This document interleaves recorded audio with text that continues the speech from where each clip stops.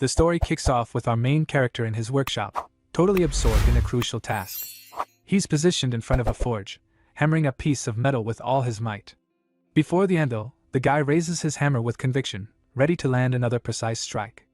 With every powerful impact, sparks of energy fly everywhere in the dark workshop. Suddenly, a ghostly person appears behind him, asking if he'll actually succeed. The bluish spirit continues to taunt him, questioning if he's really going to go through with this whole revenge thing. Losing his patience, our hero tells the ghost to get lost, but it just laughs and asks if he's feeling guilty. The specter then mocks him, telling him not to start with that whole determination speech now. Our MC completely ignores the words and continues his work at the forge with even more drive. From there, he starts to remember the past and a regrettable scene involving a young woman. Right after, glimpses of a chaotic and ruined battlefield flash through his memory. He also remembers the painful moment he held his father in his arms just before he passed. Because of this, the anguish of loss overwhelms him, and he screams at the heavens in the middle of a heavy storm. Back in the present, the spirit accuses him of being a weaponsmith who now wants payback. The ghost finds it absurd, and the main character simply closes his eyes in meditation. However, despite the provocations, our hero opens his eyes with an icy expression and says he couldn't care less. With that, he assures the spirit that his conviction is unshakable and his choice is already made. Right after, the scene changes, and we see him holding a wooden box with a serious look on his face. It's then revealed that he dedicated 15 years of his life as the blacksmith for the demonic cult. The young man walks toward a massive palace, fully aware that the tragedy he caused will never be forgotten. For that reason, he decides he will put a definitive end to everything with his own hands. His determined expression shows that he's completely focused on achieving his goal. In front of the enormous gates, he declares he's going to end it all and that the demon Craftsman will take his place.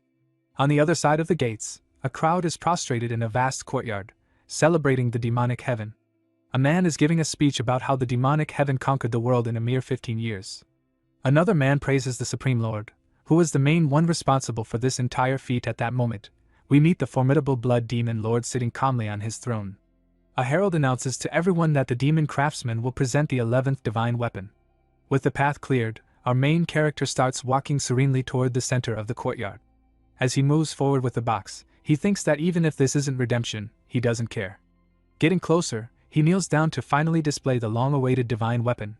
With that, he raises the wooden box toward the herald, who is waiting with great anticipation. At that moment, the box starts to emit a very sinister purple energy, surprising everyone. The herald stares at the box with wide eyes, not understanding what's happening.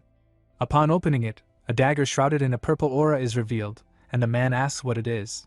All of a sudden, the dagger turns into an intense light, and he screams that there's nothing inside. Our MC just gives him a cold stare and thinks to himself that today, everything will come to an end. Given the situation, the light materializes into a large blade of energy in front of the herald. Without wasting a second, the blade shoots forward at high speed toward the terrified man. In desperation, he yells, asking what kind of trick this is, and calls our hero a piece of trash. The attack hits him head-on, sending him flying with incredible force. With his clothes torn and in a complete state of shock, he can hardly believe what just happened. But our main character doesn't stop and unleashes an even more devastating wave of purple energy. This blast of power surges through the courtyard, wiping out everything in its path with absurd force. The true target of the attack is actually the Blood Demon Lord, who watches the scene from his throne with a bored expression. The powerful energy blast slams into the Lord's barrier, creating a massive explosion. Our main character is absolutely shocked to see that his attack has no effect at all.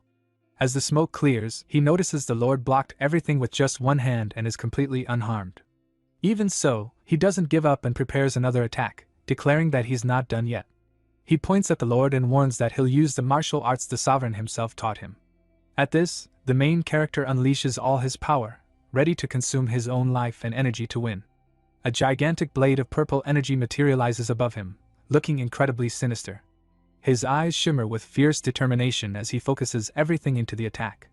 In a roar of fury, he declares he will take the Lord down and launches his final blow. The immense energy blade comes crashing down, causing a gigantic explosion. The impact is so intense that a shockwave violently sweeps across the entire courtyard. One of the cult members watches the scene in disbelief, wondering how that blacksmith has so much power.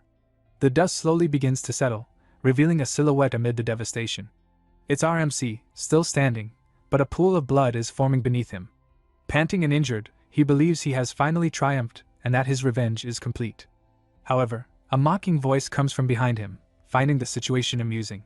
The Blood Demon Lord reveals that the formless dagger cannot be detected and attacks him. He praises the weapon, calling it a divine artifact worthy of its name, and lets it pass straight through him. Our main character is in shock, wondering how the Lord knew about the dagger and how he survived. Without giving him time to think, the Lord grabs him by the neck with crushing force. The Blood Demon Lord asks if his loyal servant still hasn't understood the situation. He reveals that even though he is an heir of the Tang clan, his revenge is completely useless. As he's being choked, our hero tells the Lord to shut up, pure hatred etched into his eyes. The Sovereign says it's a shame, because if he still had his energy, he would have kept him around somehow. Our MC ignores the taunts and places an eternal curse on the Demon Lord. The Lord replies that he hopes he'll live up to expectations next time and offers a final gift. He begins to recite a bizarre incantation, filled with indecipherable words. Our hero is terrified, unable to understand what's happening or what the Lord intends to do. With a final blow, the Blood Demon Lord hurls his body away and launches the gift, a dagger of red energy. An intense light shines in the Lord's palm as the weapon shoots forward at incredible speed. The red energy dagger strikes our hero squarely. He screams in pain as the impact sends him flying with brutal force, leaving him no chance to defend himself. He collapses to the ground lifeless, the dagger lodged deep in his chest. As his body falls, he wonders where it all went wrong. He reflects that he was born with a defective dantian, which is why he created artifacts. He laments never having lived the life he wanted and wonders if knowing the future would have made a difference. Thus, on the day the demonic world emerged, the life of Tang Se-woon came to an end. Suddenly, the scene shifts completely to a table full of food in a dimly lit room. Someone slams their fist on the table, yelling to get the attention of the person across from them. The man furiously asks if the person on the other side of the table is listening to him. Across from him, our main character seems totally disoriented and asks where he is. He complains about the noise in the room and feels a sharp headache as he tries to figure out what's going on. Our MC notices that his senses are incredibly sharp and remembers that he had stopped breathing. In front of him, the irritated man bangs on the table and yells that his words aren't being heard. Not understanding anything, the aggressor calls him young Master Tang and tells him to wake up to reality. From there, the man raises his hand and says that a dog that doesn't obey needs to be corrected. Right after, he lands a hard slap across our hero's face, violently knocking him to the side. With a hand on his cheek, our main character feels the sting of the blow and is completely stunned. The aggressor yells, asking if he's finally awake, and our hero begins to recognize the faces in front of him. Suddenly, a noise startles him, and he quickly looks back to see what happened. On the floor, a drink has been spilled, forming a small puddle and adding to the tension in the room. It's at that moment he sees a girl on the floor, crying and calling him young clan leader. His eyes fill with fury and turn red as he understands the gravity of the situation. A tragic memory floods his mind, showing the same girl in a terrible circumstance.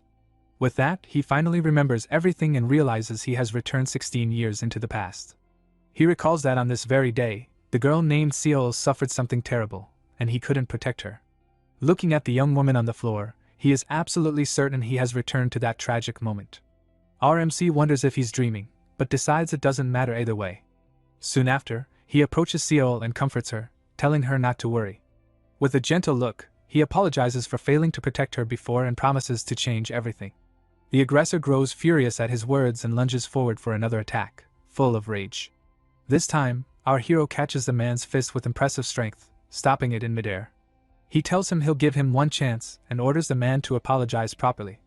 The aggressor is shocked by his attitude and yells that the young master has finally lost his mind. He continues to insult him, saying that our hero's sister came onto him and asking if he has a death wish. The man adds that she wasn't smart to refuse his marriage proposal, but our hero cuts him off. Our main character tells him to shut his mouth, and the aggressor turns red with fury at the audacity. Unintimidated, our hero provokes him further, saying that his smell and his looks are terrible. The taunt strikes a nerve, and the man clenches his fist, completely blinded by rage. Our main character finishes by saying that his character is even worse. At that, the man draws his weapon. He charges forward with his sword, ready to end things once and for all. To the aggressor's surprise, our hero dodges the attack with incredible agility. Our main character reflects that surprise attacks are forbidden by the orthodox Murim and prepares himself. He remembers that last time, he couldn't even fight back and was beaten without mercy. But now, he dodges the blows with ease, displaying skill that astonishes everyone. With a confident smirk, Our hero wonders if this is truly all the aggressor is capable of. The man calls him arrogant for only dodging and leaps into the air for a powerful attack. His sword glows with intense energy as he prepares to strike with all his might. He yells that his luck won't last forever and moves in to finish the fight. Suddenly, the aggressor is shocked, and our hero asks why things aren't going his way. It turns out our main character has blocked the sword with his own, something that should have been impossible. The blades clash violently, sparks flying as a sharp metallic sound echoes through the room. The aggressor can barely hold on, feeling our hero's overwhelming strength. Our main character stares him down with a cold, determined gaze, then moves instantly. He spins and lands a powerful kick to the man's chest. The impact sends the aggressor flying through the air, disarming him in the process. Desperately, the man tries to recover midair, but it's too late to avoid a brutal fall. With his eyes glowing red, our main character radiates pure hatred. The aggressor is completely terrified by the sinister aura surrounding the young master. Without wasting time, our hero dashes at absurd speed toward another man nearby. With a swift motion, he grabs the man's daggers before he can react. Panic spreads across the man's face as he begs him to stop, but it's already too late. Our hero turns and delivers a crushing blow to the first aggressor's arm. The man screams in agony, clutching the limb as blood pours onto the floor. Looking down at him, our main character coldly says that it's too early, they're just getting started. Lying on the ground, the man wonders how some nobody from the Tang clan managed to do this. He can't understand what kind of dirty trick was used by someone who can't even use his dantian. With a chilling gaze, our hero states that this time, he won't let it go unpunished. He begins walking toward the terrified man, who begs him not to come any closer. Our main character replies that he's no hero, and that it's time to settle the score once and for all. The man's eyes fill with desperation. As his blade begins to glow with red energy, he warns that the next target will be the heart. The other two men are shocked and wonder how Li Hozong could have lost like that. One of them comments that the outcome seemed obvious, since it was a fight against a nobody from the Tang clan. Seeing the scene, one of the men approaches and suggests that the young master should end the fight now. Wary of the situation, he tells his companion that they'll head inside first, and the two of them flee. Alone in the hall, our hero is enveloped in a sinister red aura that grows larger and larger. Suddenly, a sphere of purple energy begins to glow intensely in his chest. With that, a trickle of blood runs from his mouth, and a sharp pain spreads throughout his body. Our main character struggles to endure it, thinking that he can't reveal his demonic energy. He turns to Li Hozong and says that he never cared about being looked down on all the time. The real problem was Li Hozong's lack of basic human decency for what he did to Seo. Even while injured, Li Hozong gets up and yells for our hero to get out of his sight. Now, our main character says that he deserves what's coming and lunges in for the final blow with his dagger. The blade digs into Li Hozong's shoulder, and he screams in pain from the direct hit. Suddenly, our hero senses a presence approaching and wonders who's coming now. A mysterious hand appears and grabs his arm firmly, stopping the decisive strike. At that moment, a man appears and yells for young Master Tang to stop immediately. Surprised by the interruption, our hero turns to face the newcomer. A group of warriors enters the hall and declares that they can no longer ignore the situation. He recognizes them as the dragon's successor guards. The disciples' personal guard, the group's commander, Sun Wugin, steps forward and calls him a useless mutt with open contempt. Our hero's eyes glow with hatred as he realizes they were in on it together from the start. It's revealed that these men, along with Li Hozong, would later become known as the worst traitors. Because of this, our hero decides he must eliminate all of them right here and now, without fail. The commander stares him down and asks what he'll do if they refuse to ignore the situation. Our main character questions what right they have to interfere, pointing out that Li Hozong isn't an official disciple. Faced with the sharp reply, Sun Wugin is stunned and left speechless. He knows our hero is right about Li Hozong, but can't understand how he knows that. Our main character accuses him of silently watching everything unfold, only stepping in now to stop punishment from being delivered. At this accusation, Sun Wugin calls him insolent and declares that punishment is not his place to carry out. Our hero merely gives a mocking smile, finding the situation almost amusing. He asks if this is truly the standard of the orthodox faction, leaving the commander speechless. With a sinister expression, our main character sarcastically remarks that they are truly impartial. Completely furious, Sun Wugin draws his sword and accuses him of dishonoring the martial alliance. He gives our hero one final chance to kneel, warning that things will get ugly otherwise. Unfazed, our hero asks if Sun Wugin obtained his commander position just by running his mouth. His face flushing red with rage, the commander shouts that our hero's arrogance knows no limits. Losing all patience, he gestures sharply and orders his men to capture him immediately. The fight erupts. Our hero quickly assesses that Sun Wukong is at the peak master level. On top of that, he finds himself surrounded by 3 other first-class warriors, all ready to fight. One of the guards attacks with everything he has, but our main character blocks the sword without difficulty. His small dagger stops the blade completely, showcasing his absurd strength. With a swift motion, he lands a kick on one of the guards and immediately prepares for the next assault. Our main character calmly dodges a surprise attack from behind by a hair's breadth. Another guard strikes from above, but our hero avoids it at the last possible second. Now surrounded by 2 warriors attacking relentlessly, he maintains a focused gaze and carefully analyzes every movement. Even at a numerical disadvantage, he dodges every blow with remarkable agility. He thinks about how, after using the single-point annihilation, he only has 2 years of energy left. Because of this, our main character decides he must end the fight as quickly as possible. One of the guards charges forward with a war cry, ready to deliver a decisive strike. With a quick step, our hero slides across the floor and positions himself perfectly. He then leaps over the guard, daggers in hand, and delivers the final strike. The blow lands squarely on the man's back, and he screams in agony as he collapses. The guard hits the ground, completely defeated, with no chance of standing back up. Without missing a beat, our main character launches a powerful energy blast at another opponent. The last guard is completely shocked to see his comrade defeated so easily. Without losing momentum, our hero advances toward the last guard left standing. Absolutely furious, the man yells that he's a third-rate warrior and accuses him of toying with him. At the insult, our main character just tightens his grip on his dagger. Seeing his cold stare, the guard gets scared and calls him a monster without a second thought. Suddenly, Sun Wukong yells furiously and tells our hero to cut the crap immediately. Our main character senses the commander's presence and turns his head, surprised by his speed. With his eyes glowing red, Sun Wukong lands a devastating kick on our hero. The impact of the blow is so strong, it sends him flying with absurd force, defenseless. With that, he hits the ground hard and feels the pain of the attack spread throughout his body. Down and injured, our hero faces the commander, who now approaches with a look of contempt. Sun Wukong curses at him and asks how a nobody like him dares to make such a mess. He says his place is on the ground and that he's nothing but a piece of third-rate trash. The commander continues his lecture, but our main character is already sick of all the yapping. All he can think about is how loud Sun Wukong is, and that he can't even get a moment's rest. With a determined look, he thinks that the method he's about to use is the best he can do. He decides that even if he has to force it, he has no choice but to open his upper dantian. Seeing this, Sun Wukong is surprised and yells, asking what he's doing now. Our hero taunts him, saying all he does is talk. And the commander says the result will be the same. He tells the commander to stop stalling and to bring it on, as his dagger begins to glow. At this, Sun Wukong gets furious and says that if he really wants to go down, he'll grant his wish. From there, he leaps forward with his sword in hand, ready to finish our hero off for good.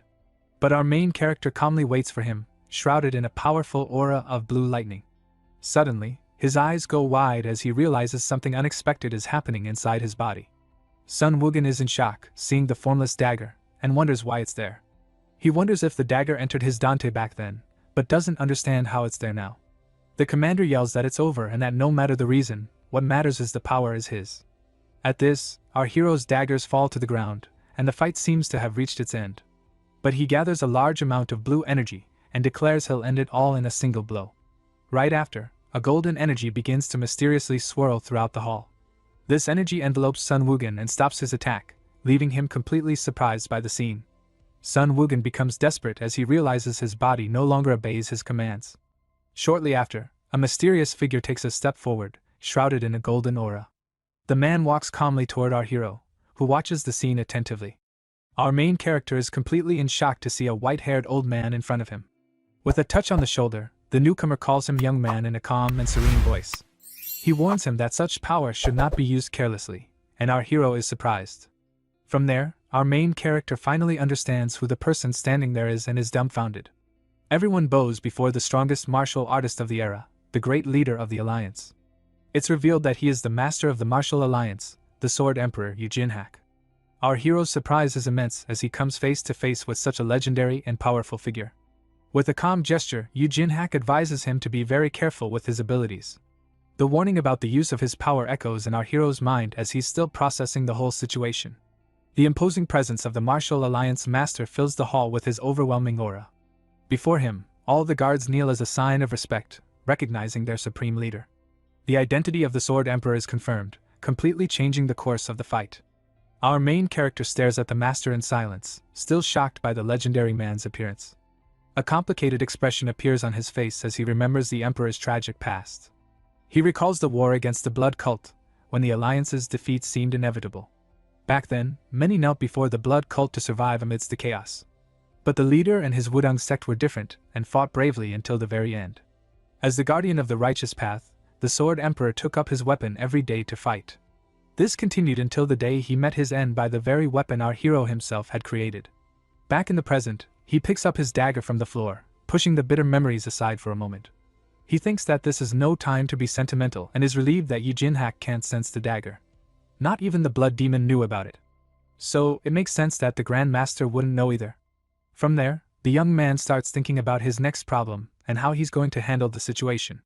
He wonders if, should the Emperor's attitude change, he'd be able to counterattack with this. Faced with the silence, the Grand Master finds it all very peculiar and gives a slight smirk.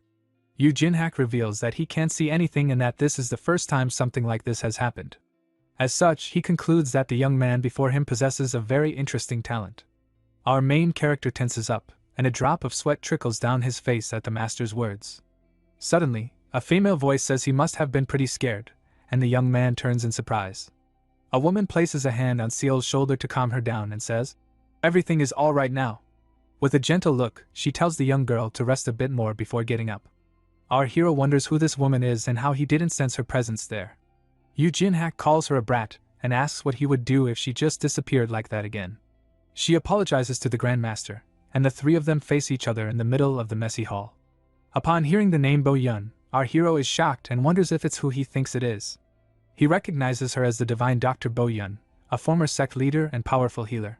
With this, he realizes the situation has gotten even more complicated with her arrival. The scene then shifts to 15 minutes earlier, in a beautiful garden with a small pond. Bo Yun is talking with Yu Jinhak and says she has warned him about this over and over again. With a serious look, the Grand Master states that those men will never change their ways. He laments that many in the Alliance have forgotten honor, which is why he became the leader of it all. With a sad expression, he realizes that even after all this time, nothing has really changed. Bo Yun serves him a drink and asks if he thought fixing the world would be easy. With that, she calls him a stubborn mule for overloading himself with so many problems alone. The two continue their quiet conversation, sitting outside near a pond. The divine doctor advises him not to try to carry the weight of the world on his shoulders without help. She suggests that if things get tough, he should just drop everything and go relax with some good wine. Faced with the unusual advice, the Grand Master just gives a small amused smile. But suddenly, his expression changes completely as he senses a strange energy from afar. Bo Yun scolds him, saying it's not funny, because if he falls to the demons, no one will save him. He then suggests that she could help him, and the doctor turns her head, surprised by his audacity. With a vein popping on her forehead, she becomes completely furious and calls him a rotten scoundrel. Back in the present, Bo Yun calls him a fast mule and wonders how he got there so quickly. Analyzing Li Hozong, she says the damage is too severe and not even an immortal could save him. Sun Wugen explains that the young man used projectiles to defeat a first-class master. What the doctor said was right, and our hero approaches to confirm the story. From there, she turns to our main character and asks if he really used projectiles. At the question, Yu Jinhak just gives him a serious look and thinks that maybe he knows what's going on. From there, the Grand Master observes the completely destroyed hall, with guards lying all over the place. Sun Wugen yells in desperation that Li Hozong's injuries are very serious and that he needs help. Lying on the floor, our hero laments and wonders how things got to this chaotic a point. Faced with the situation, the commander justifies himself, saying he didn't want to get involved, but had no other choice. The Sword Emperor looks at our main character on his knees and says he finally understands the situation. With a serious look, the Grand Master asks our hero how he's going to explain this whole mess. So, he stands up and says there's nothing to explain, as he only used the Tang clan's martial arts. Our main character states that what he did to those who touched his family still wasn't enough. With that, he says that courtesy to his elders ends here and picks up his daggers from the floor with determination. His eyes glow with a red aura, and he warns that he's not holding back anymore against anyone who gets in his way. Yu Jinhak gets furious and asks if he's really going to throw his life away over a simple emotion. Not caring about the words, our main character charges forward to attack the Grandmaster with all his speed. Facing the imminent attack, the Emperor activates his powerful golden light eye technique with an intense glow. From there, our hero feels a crushing pressure on his body and can barely move from his spot. The Grandmaster asks if revenge is worth more than life, but our hero denies it, saying that's not it. In his thoughts, he reflects that in this life, he has a much greater goal to achieve. Right after, he remembers a destroyed sign amidst the chaos of his past life. At this, our main character states that he's just trying to fix this broken world little by little. With a firm gaze, he declares that he will follow the same path as the master, even if he has to burn his life away. Yu Jinhak remembers Bo Yun's words about how fixing the world wouldn't be easy at all. With that, the Emperor turns and says that if this is truly the sincere wish of the young man there, our main character is completely surprised by the Grandmaster's unexpected attitude. Suddenly, Yu Jinhak unleashes a golden aura, and several swords appear out of nowhere around him. One of the golden blades sticks into the floor with impressive force right in front of everyone. As such, the Emperor creates a huge yin-yang symbol with his supreme sword technique. Our hero watches in awe and thinks that they say enlightenment can be achieved just by observing. He admits that, apart from that, the Grandmaster's movement is something very beautiful to see. The beauty of the technique is so great that he thinks it would be an honor to be struck by a sword like that. At that moment, he finally understands the essence of the Wudong sword, which is strength within softness. Suddenly, the Grandmaster shouts with all his might, getting everyone's attention. He approaches the fallen Li Hozong and calls him by name with his sword in hand. With a shocked face, the young man can hardly believe it and calls him master with a trembling voice. Relieved, he says his master has finally arrived and bows before him on the wooden floor. But Bo Yun scolds him, saying he caused trouble and insulted someone who was almost a goner. At this, Yu Jinhak points the sword at his neck and says that his opponent risked his life. The Grandmaster questions him about his honor, and Li Hozong is left speechless by the question. Desperate, he tries to justify himself, saying he will risk his life and that our hero started it. But the master tells him to shut up and says that if he hears anything else, his ears will rot. Right after, the Emperor turns to our main character and apologizes for the whole mess. Our hero thanks him, and Li Hozong yells for his master, not understanding what's happening. With a cold gaze, the Grandmaster states that he never had a disciple like that young man. As such, he leaves the man's punishment up to our hero, who prepares to act. Enveloped in an aura of blue lightning, our main character walks toward the terrified man. With the sword in hand, he yells for the scoundrel not to come any closer, and our hero says that leaving this world is a luxury. With that, he concentrates a large amount of blue energy in his fist, ready for the attack. Without wasting time, our hero lands a devastating punch on the terrified man's chest. The impact of the blow is so strong that the blue energy spreads uncontrollably throughout his body. From there, a sphere of energy forms and explodes with an absurd and uncontrollable power. As such, Li Hozong is sent flying with brutal force and no chance to defend himself. He twists in the air as the wooden floor shatters into many small pieces. Desperate, the man screams in pain, feeling the agony completely take over his body. Our main character looks at him with a cold stare and says he must live in an agony worse than passing on. The Grandmaster just watches the scene in silence, showing no apparent reaction. Our hero turns to Yu Jinhak and asks to leave the judgment of those men to him.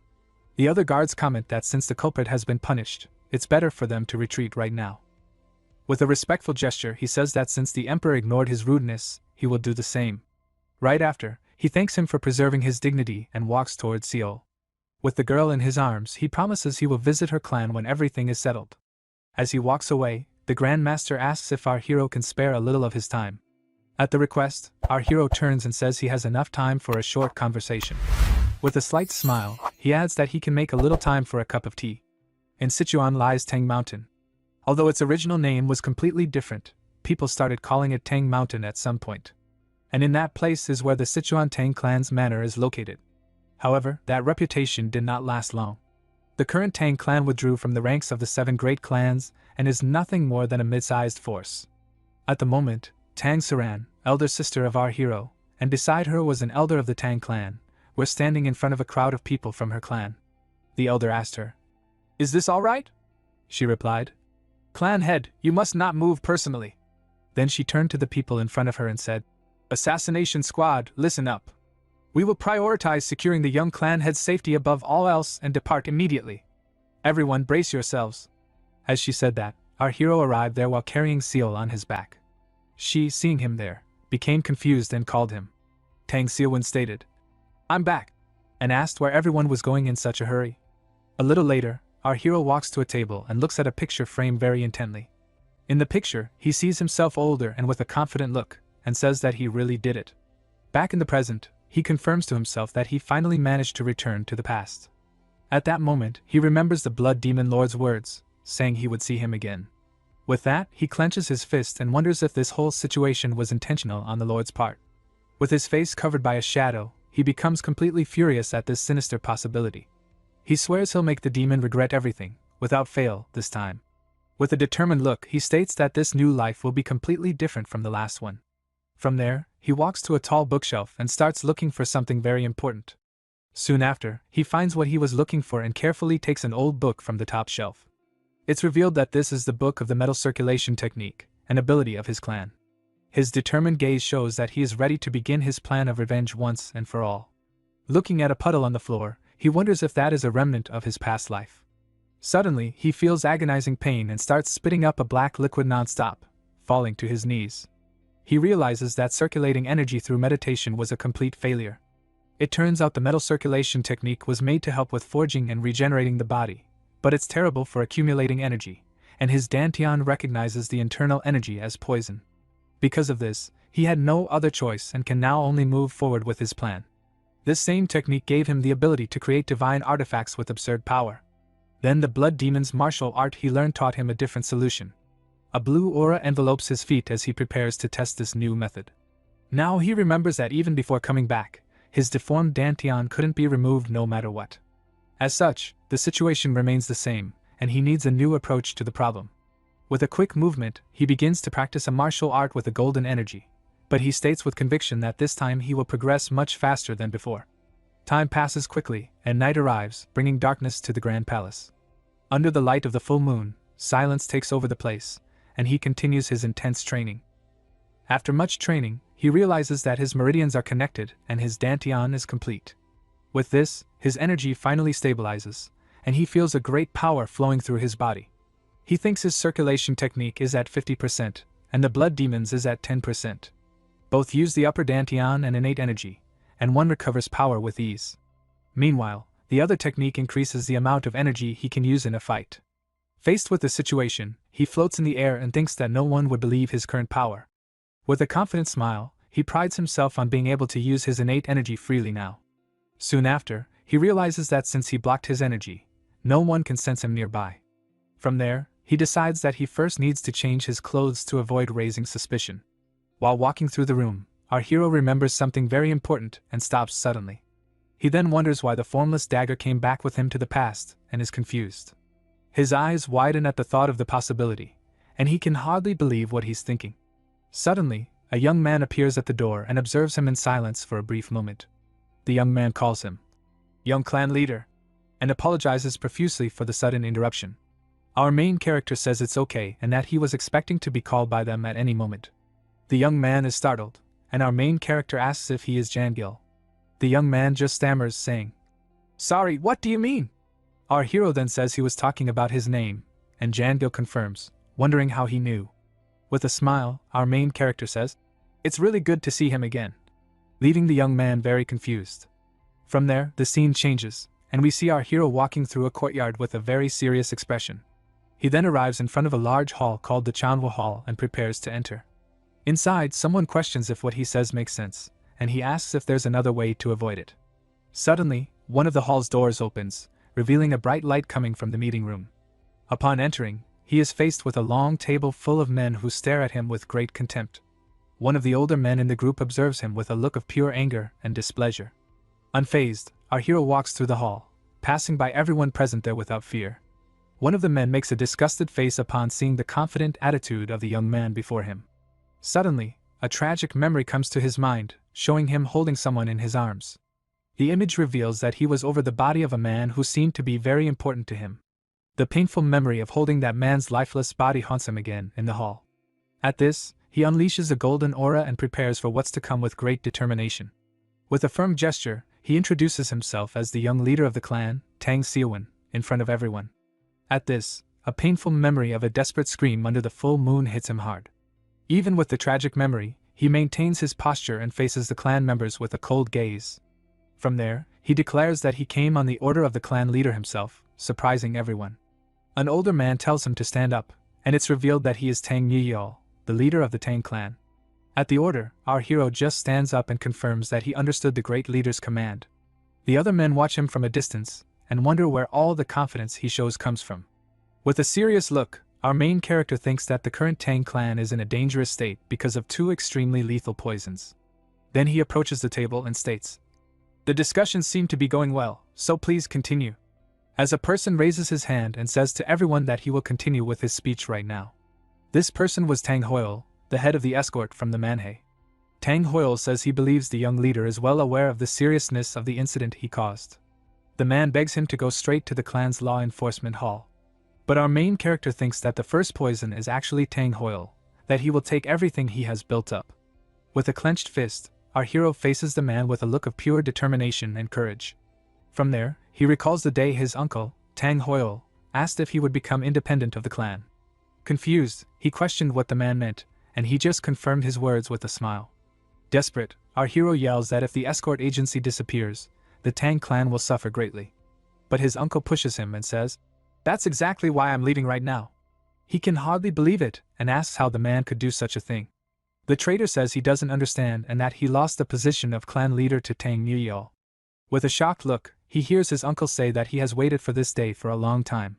At this, the man gives a wicked smile and declares that the Tang clan will finally be his. Back in the present, he thinks that if he hadn't mastered his technique, he wouldn't have his talent. Because of that, even before the invasion, the Tang clan would have been destroyed by financial ruin. Suddenly, a hand smashed the table and calls Tang Hoyle, escort chief, angrily. A man named Tang Jun questions how he dares to be so disrespectful to the rightful heir. He adds that no one who goes to that hall comes back unscathed and that this cannot happen. At this, Tang Hoyle pretends to be sad and says his heart is also heavy with the situation. But he adds that this is the only way for the Tang clan to survive in the end. One of the men asks Steward's son if any faction would side with them against the Qingqing sect.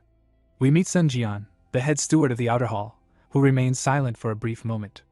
Our main character thinks that although the clan is intimidated, no one will take their side in this fight.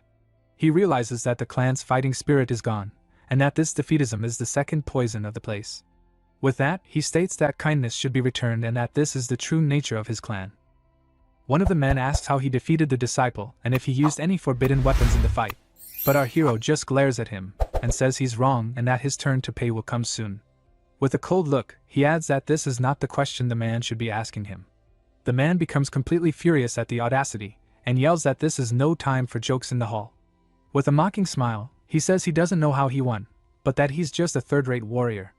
As such, the man unleashes a powerful green energy and boasts about his peak master level. But to his surprise, the young man withstands the pressure, and the man wonders how he resisted his energy. Suddenly, the great clan leader speaks up and tells everyone to be silent immediately in the hall.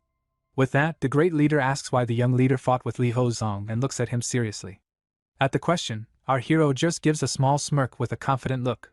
Tang Hoyle yells furiously and says the young leader is being way too confident about the whole situation. Unfazed, our main character turns to his uncle and asks what the clan means to him. The man is confused, and our hero begins to explain what the Tang clan was like to everyone there. He says that each member is a cornerstone and that the family must protect each other with their lives. As such, it's revealed that these words were the last will of the former leader of the Tang clan. With a clenched fist, he states that to protect their own blood, they do not hesitate to give their lives. The great clan leader just watches him in silence, processing the young man's words. The other members get nervous and wonder what exactly the problem is with all this commotion. Our hero then asks if he should have just watched while Seo was being attacked by that man. But Tang Hoyle says his question about the forbidden weapons has not yet been answered for good. Not caring, our main character reveals the small daggers he used in the fight against the opponent. One of the men says, "That's just a training dagger," and asks how he defeated the disciple with it. Our main character explains that he managed to subdue a first-class warrior because he used his innate energy. One of the men says that if that's the case, punishing Li Hozong makes sense, as he fulfilled the former leader's will. Our main character asks if his uncle's doubts have been resolved, and the man becomes furious at the audacity. The clan leader then states that the young man really did risk his own life to fight that man. One of the men asks if he really used his innate energy, as it seemed normal when he returned. Our hero explains that it was thanks to the alliance leader and the divine doctor who treated him on the way back. Tang Hoyle yells that it's a lie, and suddenly a messenger runs in, calling for the clan leader while saying worriedly and thinking that the situation is very bad and something terrible is about to happen. He tries to announce the alliance's arrival, but the great master Yujinhak is already right behind him in the hall. The sudden appearance of the Sword Emperor leaves all the clan members completely shocked and speechless. With a smile, Yujinhak places a hand on Seowon's shoulder, who is completely frozen by the touch. The Grand Master announces his arrival and asks if everyone there in the hall has been well lately, with a smile. Tang Nuyao bows and greets the alliance leader while our hero just watches the scene in silence. The Emperor apologizes for not being properly received, but says not to worry about formalities. The clan leader thanks him for accepting the apology and prepares to say something else very important. But he says he also won't mind the leader's rudeness, leaving the others shocked by the audacity. Tang Hoyle is stunned by the audacity and asks if the Emperor is talking about rudeness. Right after, he says that the Grand Master's visit is an honor and that there's no rudeness at all. Taking the opportunity, Tang Hoyle bows and introduces himself as the head of the escort to the alliance leader. Yujinhak just looks at him and confirms who he is with a serious gaze. Suddenly, the Grand Master's eyes fill with a golden, intimidating energy. He glares at our hero's uncle with a not-so-friendly expression in the hall. With a crushing pressure, he asks if Tang Hoyle can excuse himself from the conversation. The man is completely terrified and apologizes, stammering with fear. RMC says it will be difficult to serve tea now, but Yujinhak doesn't mind. He states that he needs to act as the leader of the martial alliance at that moment. As such, the Emperor turns to the leader and says that he first needs to speak with him and the entire Tang clan. His serious expression shows that the matter is of extreme importance to everyone. From there, the Grand Master joins his hands in a formal gesture of great respect. His eyes close for a moment as he prepares for what he is about to say. Before everyone, he bows deeply and apologizes on behalf of the martial alliance. The Emperor's unexpected action leaves all the clan members in complete shock. Yujinhak says he should have taught his disciple better and that the fault is all his. He takes responsibility for the lack of supervision as the young man's master. He says this is an apology to the victim and to the Tang clan. He assures them that he will provide great compensation for the trouble that was caused there. But the clan leader states that they did nothing to defend justice at that moment. His voice carries a weight of regret for the inaction of all his men. At this, he reveals that it was our main character who resolved everything on his own with his own hands. The young man just watches the scene in silence, with a very serious look. Because of this, the clan leader refuses to accept any kind of compensation for the clan. He believes they don't deserve to receive anything for the young man's bravery. However, he begs the alliance leader to ensure that the incident is not distorted. His gesture shows his desperation to protect the honor of his clan and his nephew. Our main character thinks that the Qingqing sect will spread rumors to cover up their shame and that, just like in the past, those arrows will be aimed at him and the Tang clan. The Grand Master assures him that his worries will not come to pass in any way. He states that, regarding today's commotion, the Qingqing sect will not be able to do anything. With a firm gaze, he declares that they will not be able to hold the Tang clan responsible in any way. His word, as the alliance leader, seals the rival sect's fate. Our main character thinks that the outcome wasn't bad at all and that everything worked out in the end. He managed to tie the Qingqing sect's hands and renew his father's position. With that, the Emperor turns and says that now there's only one last little thing to be done. Our hero is confused and wonders what else it could be. Now the Grand Master looks at him with a mysterious gaze, making the young man even more curious. His expression suggests that something very important is about to happen. Approaching him, he asks a question that no one expected to hear at that moment. His voice comes out calmly, but the request is something completely out of the ordinary for everyone. The Sword Emperor asks if the young man would like to become his disciple. The request leaves everyone in the hall with their jaws on the floor, unable to believe what they just heard. Our main character is completely dumbfounded and wonders if he heard that right. He can hardly believe that the Grand Master invited him to be his disciple.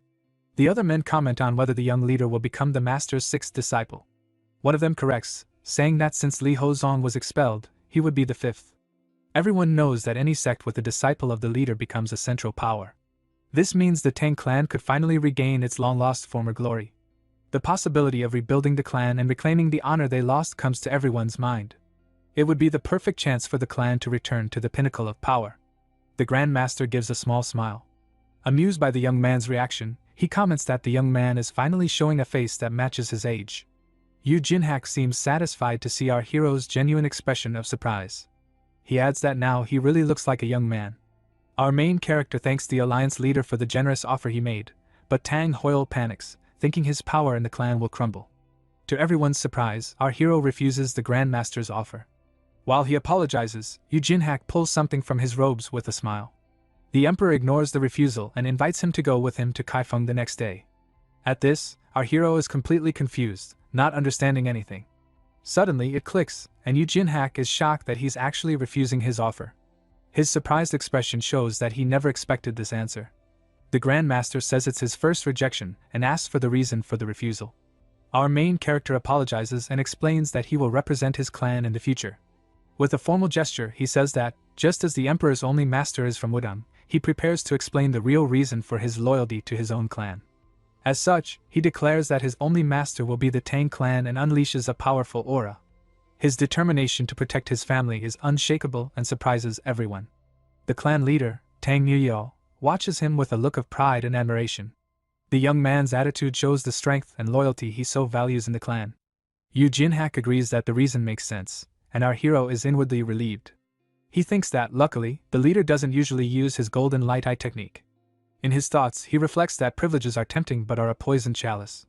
If his demonic arts are discovered, it will be his immediate and irreversible end. The Grandmaster admits that he still feels a little disappointed with the decision. Our main character agrees and says that his last teaching was a great help. He remembers the taiji overlapping in a single strike and is amazed by the principles. The depth of Wudong's martial art left him completely impressed. Suddenly, the Emperor is shocked and wonders how the young man managed to see through that. Our hero's perception of the technique surprises him in an absurd way. With that, he turns to the leader of the Tang clan and praises the young man's incredible talent. The Grandmaster recognizes that the young man is a rare genius with great potential. Yu Jinhak is at a loss for what to do and admits that the young man is really very tempting. The desire to have him as a disciple is still very strong and hard to ignore. The clan leader thanks him and says he is very kind, but there must be reasons for the refusal. He trusts his nephew's decision even without understanding all the reasons behind it. Our hero maintains his firm gaze, and the Emperor says he can't force him to go, but his words leave an air of mystery and suspense in the Grand Hall. Yu Jinhak says he can't go back empty-handed and draws a sword with a golden glow. Our main character immediately recognizes the moonlight pattern on the weapon with great surprise. With that, the sword shines with intense energy, and he says its name is Moonwave. He adds that he will add a small debt to the next generation of warriors. Given the situation, he offers a weapon to our main character and says its mystical properties will help him one day. The clan members are completely shocked and recognize the sword forged with meteorite iron. They can hardly believe he gave such a rare weapon to the young clan leader. Tang Nuyo understands that this goes far beyond a simple apology gift. He realizes that the Emperor is officially recognizing the young leader of the Tang clan. Our hero holds the shining sword and thinks with a serious and determined look. He concludes that the material to create a divine artifact has just fallen into his lap. Suddenly, with a sinister smile, his demonic side says it's very lucky. With that, he states that all preparations for creating the artifact are complete. Our main character bows in a gesture of respect and accepts the weapon so as not to be disrespectful. Yu Jinhak smiles, satisfied, and thanks him for accepting his gift. Right after, the Grandmaster offers a personal gift with his name written on the front. He advises the young man to present it whenever he needs any kind of help. Yu Jinhak guarantees that, with that item, any request of his will be treated as if it were from the master himself. This would give him absurd power and influence in the Central Plains. Tang Hoyle is completely shocked by so many privileges for the young man. First, the legendary sword, and now the personal symbol of the great leader of the Martial Alliance. Completely blinded by hatred and envy, he wonders what's so special about that brat. His furious expression shows how much he despises his nephew. The scene then changes completely, and we see a drink being poured into a bowl in a dark place. Sunlight enters through the cracks in the window, illuminating the wooden table. A mysterious man wearing a straw hat at a table complains about his bad luck very angrily. He seems to be very frustrated with something that happened recently. It's revealed that he is Sun Wugin, the commander of the guards who was humiliated earlier. He crumples a piece of paper in his hand and curses out our hero with hatred in his eyes. In a restaurant, a man comments that all of Sichuan is buzzing because of the Tang clan. He says that if the Alliance leader's judgment isn't wrong, they might return to glory. Another young man asks if he heard about the dragon successor guards and the commotion. He reveals that they all received heavy punishment and the commander was exiled to the Xinjiang branch. The first man questions if it's the mountainous region, and his friend confirms the information. He adds that the commander's career in important positions is over for good. Back to Sun Woogan, he remembers that our hero used projectile techniques in the fight. Completely outraged, he wonders how they could punish him for that. With a clenched fist and enveloped in a red aura, he swears he will repay this humiliation. His revenge will be relentless, and he won't rest until he gets what he wants. The scene then shifts to the Sichuan Tang clan during a very dark and quiet night. Several guards patrol the courtyards of the Grand Palace under the light of the full moon. On one of the rooftops, 2 guards remain vigilant at their watch posts with their swords. The night is calm, but the tension in the air is high after everything that happened. In his room, our main character seems very thoughtful and a little worried about the situation. His father's voice echoes in his mind, saying that he worries too much about everything. He remembers his father ordering the number of guards to be increased and forbidding him from leaving. Our hero finds all this worry and care a complete exaggeration at the moment. Even so, he thinks he doesn't want to be a disobedient son to his own father. His expression shows that he respects the decision, even if he doesn't quite agree with it. Suddenly, the moonwave sword he received as a gift begins to float and shine intensely. The weapon's energy fills the entire room with a golden and very mysterious light. From there, he stands up and says he can't just keep wasting his time like this. He knows he needs to act as quickly as possible to achieve his goals. As such, he picks up the sword and unsheathes it with a very confident smile on his face. The blade shines with a bluish energy and an impressive, otherworldly power. With that, he declares it's time to go and runs out of the room with the weapon in hand. Our main character is ready to begin his grand plan once and for all. Outside, one of the guards turns around, completely surprised to see a shadow pass by him.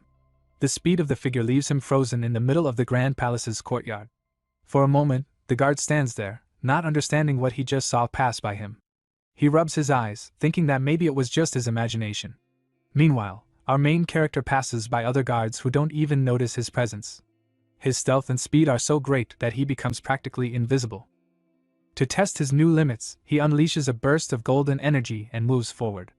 A flash of light illuminates the dark night for a brief instant in the courtyard. With absurd speed, he moves through the air like a golden bolt of light. His movements are fluid and precise, showing the result of his intense training. He thinks his level may have gone up, but the guard's skills need to improve. From there, he decides to go to the forge to create his main weapon as quickly as possible. Suddenly, his expression changes completely, and he seems to sense something very strange in the air. His eyes widen with the perception of an important presence, or memory. From there, he lands hard on the ground, kicking up a large cloud of dust and wind. His combat stance shows that he is ready for any challenge that comes his way. Looking at the Tang clan village in the distance, he is filled with a sense of nostalgia. The sight of the place brings back many memories of his troubled past. With that, memories of the past flood his mind, showing a bustling village that later turned to ruins.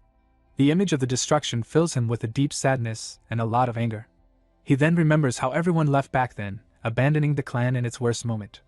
The betrayal and abandonment still haunt him after all these years. With a determined look, he tells himself to wait just a little longer for his plan. His revenge is getting closer and closer to becoming a reality, and he will not fail. He promises himself that this time will be like before, but with a different outcome. His determination to change the future is the force that drives him forward. Correcting himself, he declares that he will make the clan even more prosperous than before. He will not just restore its glory but will take it to a new level of power. A powerful bluish aura envelopes his feet as he takes the first step toward his goal. The energy emanating from his body is proof of his new, absurd strength. At this, he readies himself with his sword and declares that the first wave will begin there. His grand plan of revenge and reconstruction is about to truly begin.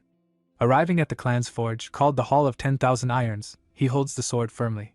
His hand tightens on the hilt of the weapon. As he prepares to enter the place, in front of the door, he thinks that normally he would need permission to enter, but he believes that since it's late at night, there will be no one to bother him.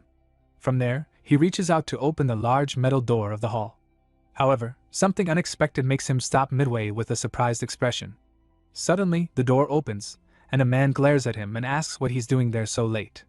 Our main character is completely shocked by the man's presence in the forge. Without losing his composure, he makes a respectful gesture and introduces himself to the master of the hall. His serious expression shows that he was not expecting this meeting at all.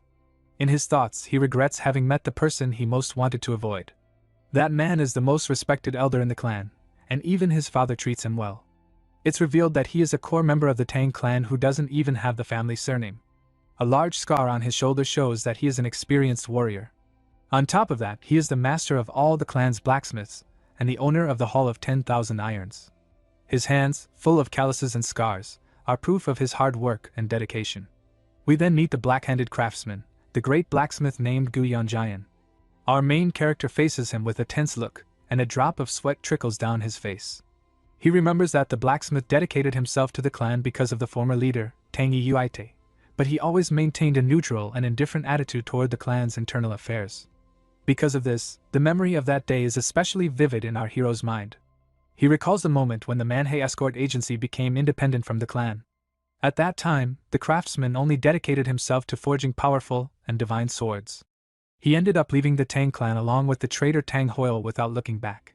The memory of how the blacksmith looked at him with resentful eyes haunts him again. Soon after, the man turned and left without saying a single word. Our main character doesn't understand where so much resentment came from, but those eyes were irreversible.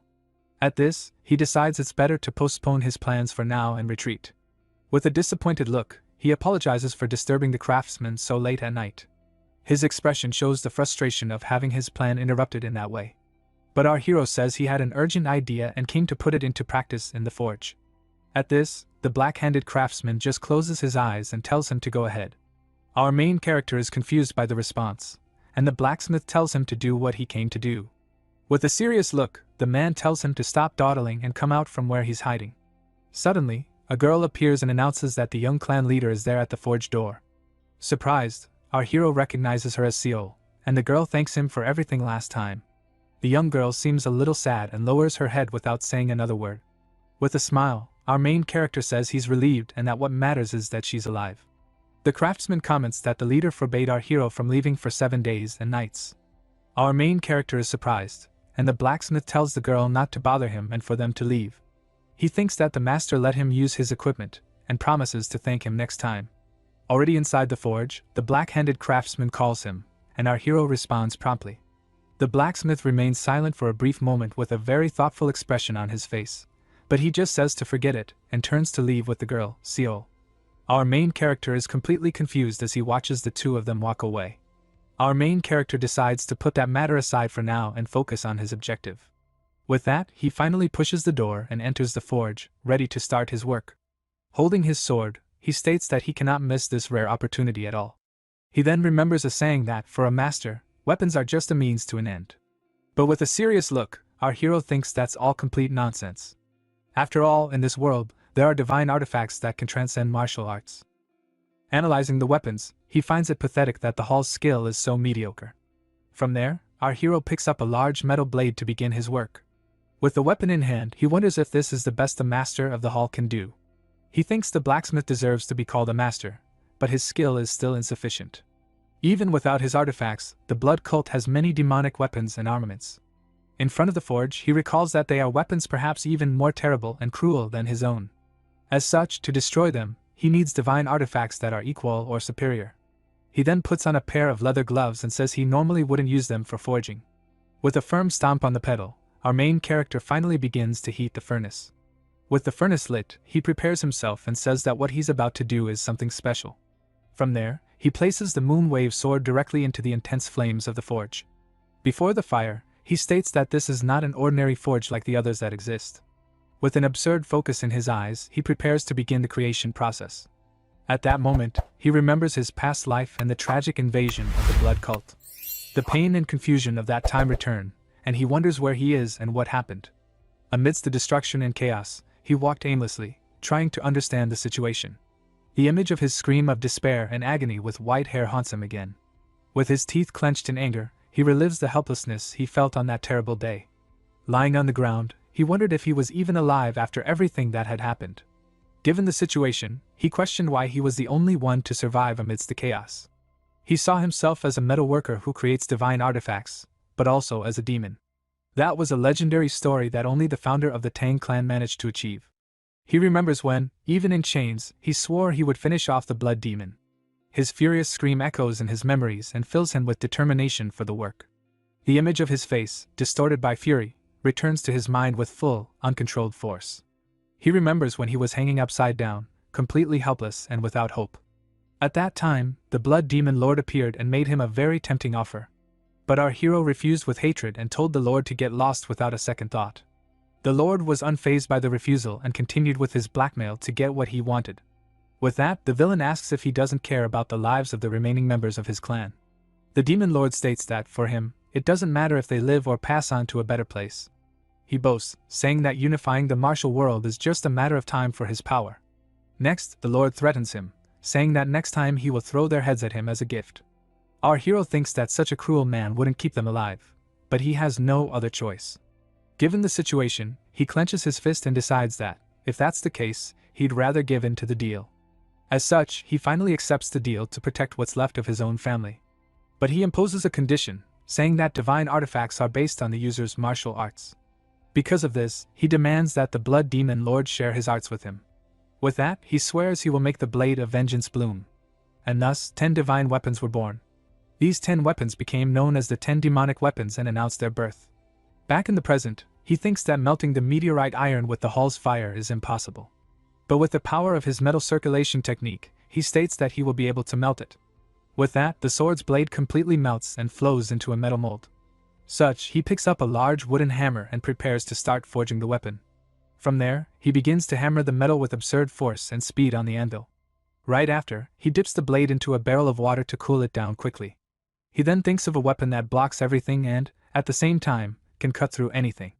With that, the image of the Seo Surin, the blood-weaved demon empress's symbol, appears in his mind. In front of the forge, he creates the celestial silk and remembers that it consisted of 9 sheets of material. From there, he takes the single sheet he managed to create, and says that it doesn't matter now. With a focused look, he states that what he wants to create is not the original celestial silk. Right after, he unleashes a yellow energy and shoots it toward the golden fabric. He wants to create a thread that far surpasses the threads of the celestial silkworm of the plains. As such, he creates the sister work of the 10 demonic weapons, the powerful celestial silk. He names his new creation the celestial net, and suddenly a figure drops from the ceiling to attack him. The mysterious intruder lunges forward with a powerful strike toward our main character on the ground. But to the man's surprise, the celestial net easily blocks the attack, stopping him in midair. At this, the aggressor is completely shocked and yells in disbelief at what just happened. Our main character looks at him and thinks that, for an elite of the Martial Alliance, they're pretty careless. From there, he recognizes him as the former commander of the guards and apologizes for his rudeness. Sun Woogan is furious at the audacity, and our hero says he arrived at a great time for a fight. With the blue threads in his hands, he reveals that, just now, he had something he really wanted to test. Tang Xiaowen remarked that perhaps he should thank Sun Woogan for saving him the trouble of finding him. With his eyes burning red in anger, Sun Woogan struggled to free his sword from the heavenly net weapon Xiaowen had used to restrain it. Woogan believed Xiaowen was acting overly confident and thought that a mere thread like that could be cut down in a single stroke. As Woogan was about to act, Xiaowen smiled calmly, implying that it would not be so easy. In the next instant, Woogan's sword shattered into several pieces, stunning him for a brief moment. Seizing the opportunity, Xiaowen attempted to restrain him further with the heavenly net. Woogan immediately realized the danger and leapt back, creating distance between them. Xiaowen observed that Woogan had likely grabbed any weapon he could to avoid leaving traces and commented that it remained to be seen how long he could last without his main weapon. Xiaowen took his stance and attacked again, directing threads of the heavenly net toward Woogan. Woogan clenched his teeth in frustration, desperately trying to determine where the attack was coming from. As an attack was about to land, he released his chi to envelop his body, successfully blocking it. Seeing this, Xiaowen realized that Woogan intended to wrap himself in protective chi and focus on defense and evasion. In response, Xiaowen also poured his chi into the heavenly net, deciding to demonstrate the secret technique of the heavenly maiden sect. The threads began to intertwine as Xiaowen unleashed the flawless heavenly thread art, first form, enhanced thread strike. The attack shot forward at incredible speed and severed Woogan's left ear. Screaming in pain, Woogan fell to his knees, clutching the wound to stop the bleeding. Xiaowen coldly remarked that with one ear missing, there was no longer any point in hiding his identity, and that Woogan should have revealed his true colors from the start. Enraged, Woogan drew another sword from his back and charged forward, cloaking it in a fiery aura. He believed that only complete sword energy could counter sword energy, and assumed victory, convinced that Xiaowen could not manifest sword energy at his level. However, Xiaowen remained completely still. Just as the sword was about to strike him, an aura explosion erupted, sending shockwaves throughout the forging hall. When the smoke cleared, Woogan was seen kneeling on the ground, coughing blood, his sword shattered in his hand. In disbelief, he questioned what had just happened. The scene shifted to Seowon, who stood unharmed behind a shield formed entirely of heavenly net threads. This was the flawless divine thread art, second technique, circular wing. Woogen stared in shock, unable to comprehend how a shield made only of thread could exist. Seowon brushed dust from his shoulder and calmly explained that Woogen's sword was simply weak, warning him not to give up yet as he continued gathering his chi. Seowon reflected internally that the Heavenly Maiden Sex's flawless heavenly thread art was far more than a simple technique like Iron Guard. Rather than merely hardening the skin, it reinforced whatever it wrapped around like armor. Though it appeared to be thread, it retained the hardness of meteoric iron as the heavenly net, further strengthened by the flawless art, making it capable of blocking even thunder bombs. With that, Seowon launched another technique, firing a thread that pierced between Woogen's right shoulder and chest. Woogen collapsed to the ground, coughing blood, realizing in terror that Seowon was a monster.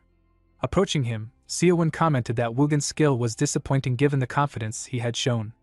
Woogen ground his teeth nervously, unable to understand how someone who had not even reached the peak realm could possess such overwhelming strength.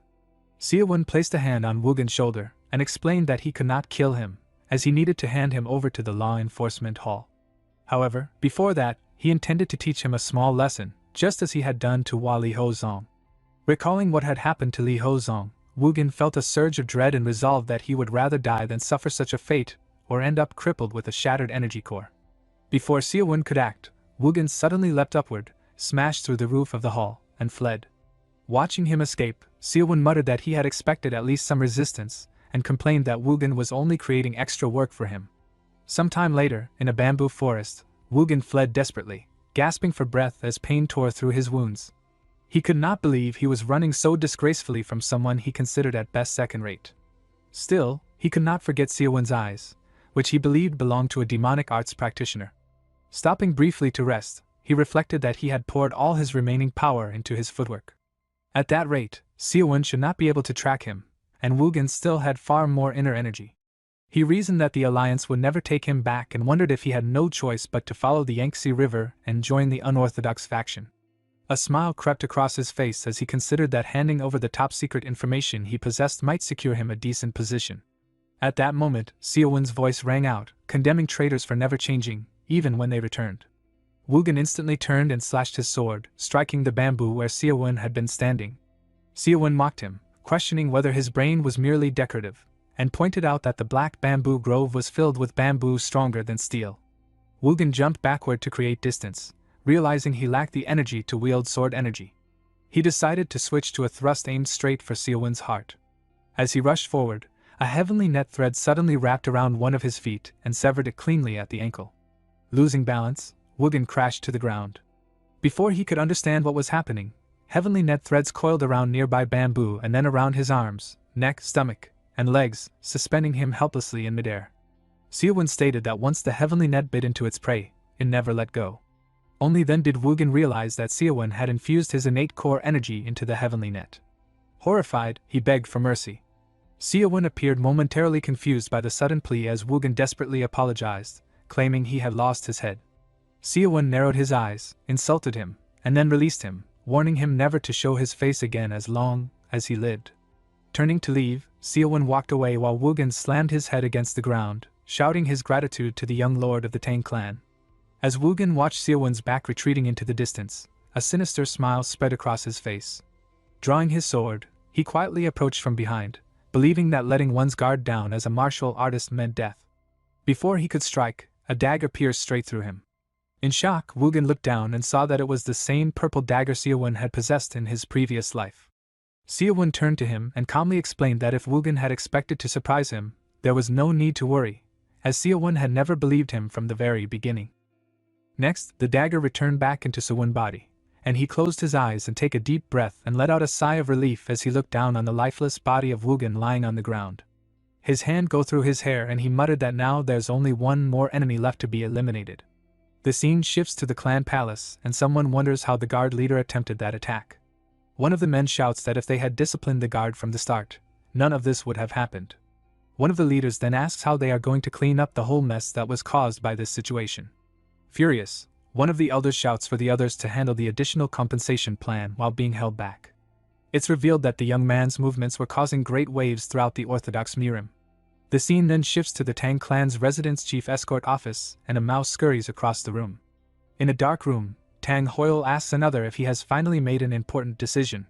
The person across the table asks if there will be a problem inviting an elite wandering warrior into their plan. The person was Yungdao Inner and Outer Hall's deputy chief steward. Furthermore, he wonders if it's safe to secretly proceed with the Murim Alliance's escort job. Tang Hoyle assures him even if it's a request from the Murim Alliance, if they have a supreme martial master at his peak, there's nothing to worry about. He adds that everything will be done in secret, so there's no way it can go wrong. With a smile, the man offers a drink and says that a real man needs to think big. He then promises that as soon as the escort job is finished, they will bring the Tang clan to total ruin. I will promise you the seat of the clan head of the new Tang clan. The two then continue their conversation, seated at a table with the 2 cups and jar in the center. Young Dao then pick up the cup and drink it in one go. Hoyle saying that he made the right decision for their future. The hero's uncle Hoyle laughs wickedly and thanks his nephew for turning a disaster into good fortune. The scene then shifts to the outside of a large palace during a very calm night. Our protagonist then leaps from a rooftop and prepares to train intensely. Soon after, he delivers a powerful punch to the ground, releasing a large wave of blue energy. With the impact, he is launched upwards and demonstrates an incredible control of his newly awakened power. With a drop of sweat on his face, he realizes the training is demanding a lot from his body. He let out a sigh and says that his recovery is basically complete at that moment. And he sit on the ground, while thinking, damn, my whole body aches, has it been 4 full days? The backlash from pushing my innate core energy to its limits hit hard, and the pain that started from my deformed energy core spread throughout my entire body. It felt like hundreds of blades were stabbing into me, then I would lose consciousness and come to, over and over again. I did it to gauge my current level, but I overused my innate core energy way too much for divine artifact creation. There was no need to use 1-point kill just to defeat Sun Wugen. Asio Surin, the blood-weaved demonic empress who acts like an assassin. True to her origins in the divine maiden sect, said to be the greatest in the Central Plains when it came to spells, each of her 9 heavenly weaves held a different curse. Curses were also carved into the heavenly net, which is a prototype of the heavenly weave. So the only secret art currently unlocked is the 1-point kill embedded in my ring finger. Its ability to never lose its target is still intact, so I need to recover the rest of my energy quickly. Sun Wugen, who's at the later stages of the peak realm, is weaker than a mere squad member in the blood cult. Against their vice captain, who's around the early stage of the supreme peak realm, I'd be an even match. But against the captain, who's in the later stages of the supreme peak realm, 50 exchanges will probably be my limit. Then he summoned the purple dagger while muttering, but then there's the demonic weapon of divine slaughter, the formless flight dagger. With this weapon, it'll be a different story. It's a shame that I can only use it for about 3 minutes right now. Suddenly a voice yells for someone to get out of the way, and the young man looks confusedly at his room door while thinking that his sister's voice. The guard outside Suwon room was stopping her while saying the clan head order that no one can be allowed in. His sister with a tray says the order was to protect against a possible attacker, not to treat her coldly. Despite the guard's hesitation, she ignores him and tells him not to stand in her way as she moves forward. The hero then greets her and suggests they sit down to talk more calmly. Soon after, the two sit face to face at a table in the center of the large room. With her arms crossed, she stares at him with a serious expression, and the young man wonders if she is mad at him. He remembers that she asked him not to cause any more trouble, and since he just got into another mess, her anger is justified. He then wonders if she will try to discipline him, but soon thinks he is too old to be spanked like a child. The young woman comments that he looks very well for someone who has recently gone through all that trouble. With that, he apologizes to his sister and is absolutely certain that she is really very mad at him. She then serves him a drink and the young man asks what the liquid in the bowl is. The sister explains that she boiled a 100-year-old snow ginseng for 2 days and that it will help nourish his body. The hero wonders how he could accept that from his sister with a surprised look on his face. He remembers that the prize was what she received for a ranking acting at the top of the Dragon Phoenix. With that, the young woman says it's useless to her and that she was just letting it go to waste. But the young man knows that's a lie and that she fought alone to get where she is. He still remembers how happy she was when she surpassed her limits in training. So the boy says he can't drink it, and she asks if he is going to ignore her sincerity. The blacksmith thinks that expression used to scare him as a child, but now it's just strange. Suddenly, a memory from the past flashes into his mind, leaving him completely terrified. In this memory, he is covered in wounds and see her lifeless on the ground and a sword pierce through her heart. The protagonist recalls terrified end of her sister and other life. At that moment his sister called out to him, and wakes up from the trance, panting and sweating. Worried, his sister rushes to his side and asks what happened and if he's okay. The young man just says that everything is fine and that it was just a passing moment of dizziness. The young woman then insists that he drink the potion and threatens him with severe consequences. The hero looks at his sister and realizes there's no way to win against her stubbornness. At that moment, he decides he will accept her sincerity and guide her to a higher realm in the martial arts. With that, the boy takes the bowl and asks her to protect him for a moment while he meditates. The scene then shifts to the outside of the Grand Clan Palace during a star night. Suddenly, the sister's eyes widen, completely shocked by what she is witnessing. The protagonist meditates as a powerful blue aura explodes from his body, surprising everyone. The young woman is shocked because the ginseng value was at least 15 years of pure energy. Then the young man stands up and tells his sister that he's finished and that it helped him a lot. With his body feeling much lighter, he thanks her while a blue aura completely surrounds him. After that, he asks his sister if her main weapon is still the famous iron fan. The young woman confirms that it is while pointing to the artifact attached to her waist. With a smile, the boy promises that on the day his punishment ends, she should come to the forge. Suddenly, a guard announces the arrival of the clan leader, and the hero is surprised by the visit. The man enters the room with an imposing posture, and the boy doesn't understand the situation. The two siblings greet him, and the young man realizes that his sister didn't know about the visit either. Their father remains silent for a moment, and stares at the empty pot on the large table. At this, the young woman panics, remembering that she took the ginseng without permission and tries to explain herself, but her father just tells her to leave the room, and she thanks him and quickly withdraws. The hero watches his sister leave and thinks that she abandoned him to deal with their father alone. Then the clan leader calls his son by name with a very serious expression on his face. The young man answers yes and faces his father, a little nervous about the whole situation. With a piercing gaze, the man reveals that he knows his son is hiding a big secret. He explains that he noticed the boy hid something when he dealt with the last enemies. The boy is shocked and asks how he knew. And the father says he always notices when a child changes, but the man reassures him, saying he isn't there to question him about what happened. Emotional, the young man thinks he wishes he could tell him everything and say that he missed him. The father then asks if his son knows why he didn't seek him out, and the young man thinks it's because of his mistakes. But the man reveals that it was his fault, and the protagonist is completely confused by the answer. The clan leader explains that his whole life he followed the alliance, and that harmed the family. Even feeling indebted to the clan, he admits that he never regretted his convictions. With a serious look, he adds that this was true only up until that very moment. The man then laments not even being able to protect his own son properly. At this, the father stares at a candle flame and calls the boy for a more serious conversation. He says that although the young man's way is rough, he shouldn't change because he's on the right path. The clan leader continues saying that he himself will change so he can help his son when needed in exchange for his support. The father asks only that the hero make him one single important promise. He asks the boy not to lose his sense of chivalry even if his actions are just. The man then reveals that his great concern is his son's excessive thirst for vengeance. He warns him that if he continues to dedicate himself only to taking down villains, he will become just like them. He says that for him, whoever deserves to be gone. But the boy understands the concern and says he knows what he needs to be careful about from now on. So the hero raises a finger and promises his father that he will do it only once. He swears that if someone doesn't truly deserve to be eliminated, he will give them a second chance.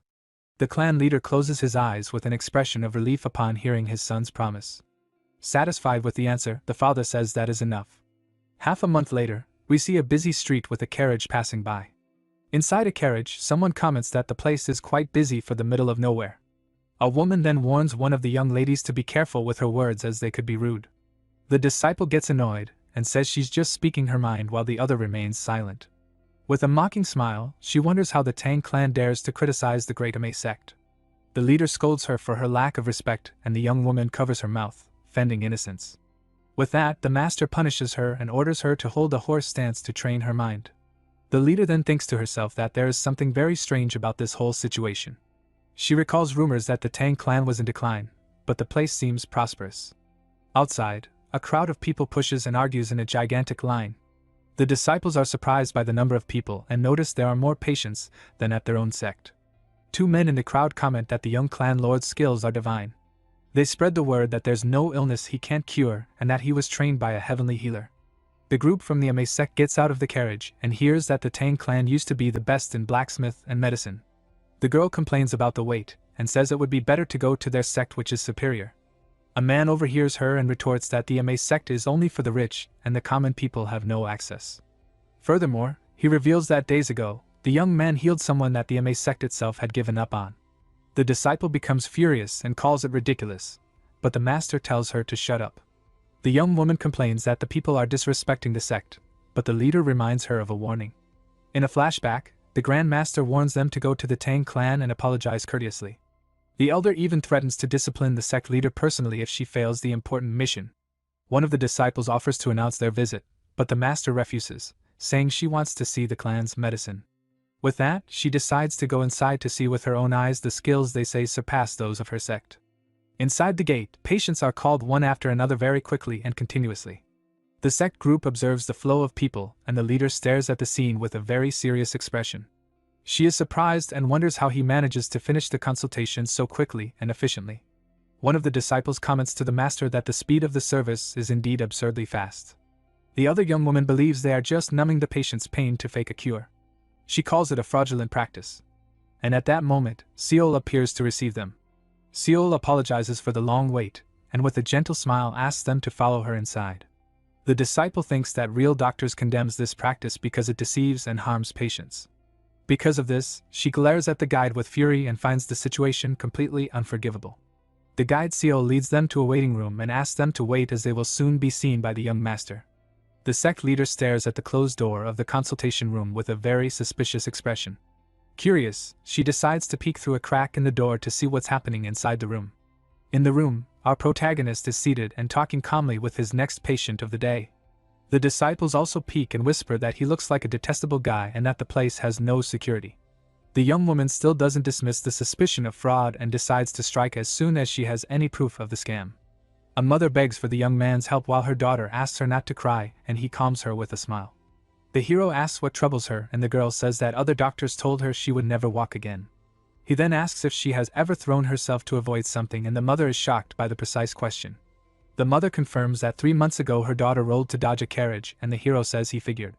He then explains that her condition damaged the nerves in her shin and paralyzed her muscles. The sect disciple is shocked and wonders how he managed to diagnose that so quickly. The master and the other young woman admit it was a perfect diagnosis that not even they could have made at a glance. At this, the blonde girl becomes confused.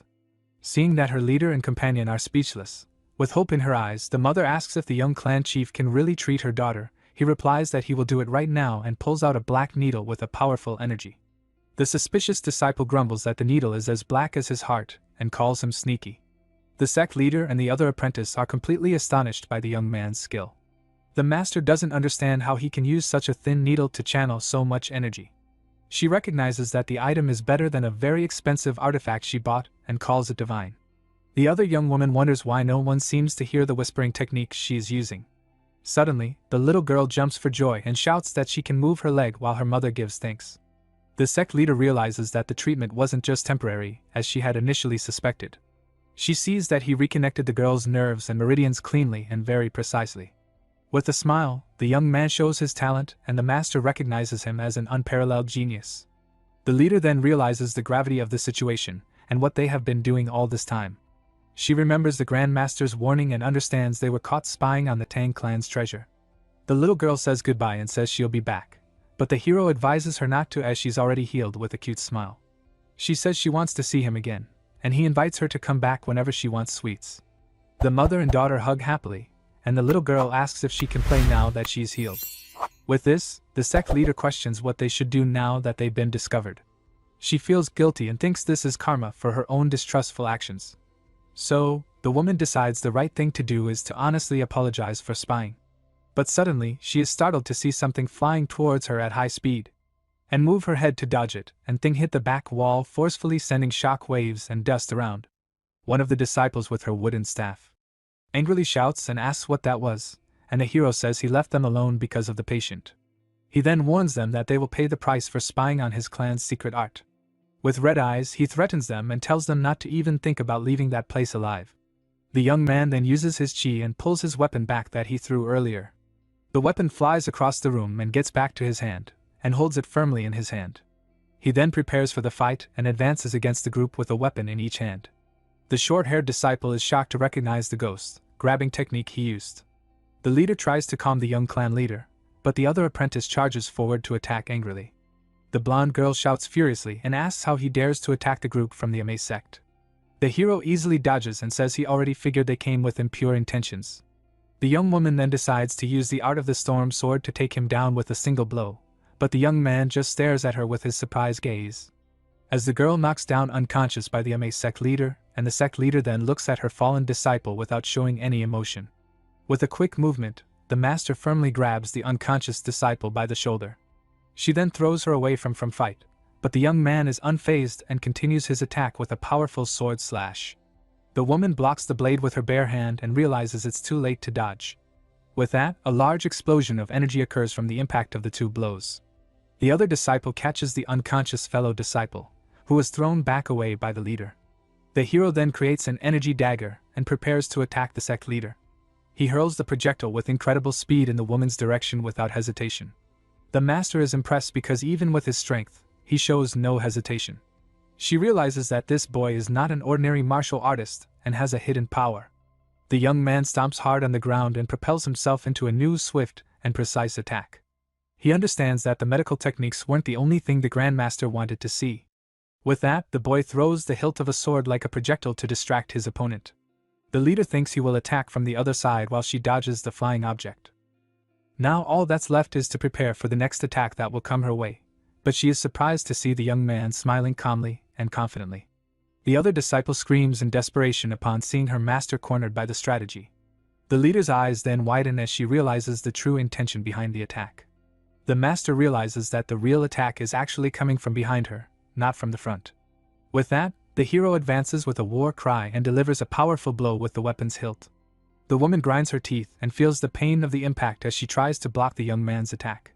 She manages to catch the weapon with her bare hand, but the force of the blow pushes her back. The leader then counterattacks with a palm strike and the young man jumps to dodge the attack. The woman continues her advance and pursues him with a golden aura emanating from her body.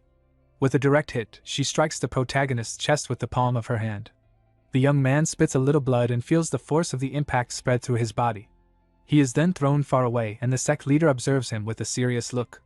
The blonde disciple wakes up with a headache and the other asks if she's okay and what happened. The young woman then wonders what happened and sees her master and the hero facing each other in the middle of the room. The sect leader stares at him in surprise, seeming not to believe what she is seeing at that moment. Taunting, the protagonist wipes the blood from his mouth and prepares for the next round of the fight. He gets up and faces his opponent without showing any fear. The young man thinks that he overdid it and went all out without realizing it. While the woman's sword is on the floor, the master can't believe that a 20-year-old young man can use the ghost, grabbing technique with such mastery. Suddenly, a thread wraps around the sword's hilt and pulls it back into the hero's hand. With both weapons in hand, he challenges her to a new attack with a confident smile. The woman wonders what kind of martial art uses threads and if he reached this level on his own. The two disciples watch the scene and the sect leader advances to continue the fight. Suddenly, the hero's father appears and gives an order to the martial artists of the Tang clan. With a war cry, the man orders his men to suppress the enemy immediately. At this, the guards advance and separate the young man from the sect leader, interrupting the fight. The protagonist is shocked and wonders why his father is there at that moment. His sister Saran rushed to protect her brother, shouting his name. She then tells one of the disciples to stop and angrily stated, "Don't move." The young woman looks embarrassed and says she just wanted to help, but Saran glares at her furiously. With a threatening look, she tells her not to let it happen again, and the scene changes to another location. We are taken to the Storm Hall, a large palace within the clan's property. There we see the group from the Ame sect facing the council of elders of the Tang clan. The leader tries to smooth things over, saying she has known the clan leader since their youth, but the man says it's all a misunderstanding and asks what her excuse is. He questions the fact that she hid her identity and entered the clan's property. The clan leader also asks if she found it suspicious that the Tang clan had patients in line. With that, he clenches his fist tightly, and his anger becomes very evident. Furious, he asks if the misunderstanding is that she injured his son with a heavy blow. The other elders stare at her with suspicion and ask if she came to finish someone else's job. The woman says that is absurd, and the clan leader grips the hilt of his sword. The blonde disciple blames herself for everything and thinks none of this would have happened if she hadn't attacked. Meanwhile, the other young woman worries about the hero and hopes he isn't injured. Suddenly, the women of the sect turn in surprise as they hear someone approaching the location. Then, our protagonist enters the hall with a confident and very imposing posture. He introduces himself as the young chief of the clan and pays his respects to the leader of the Tang clan. With a smile, he offers a sincere apology and says he caused unnecessary worry.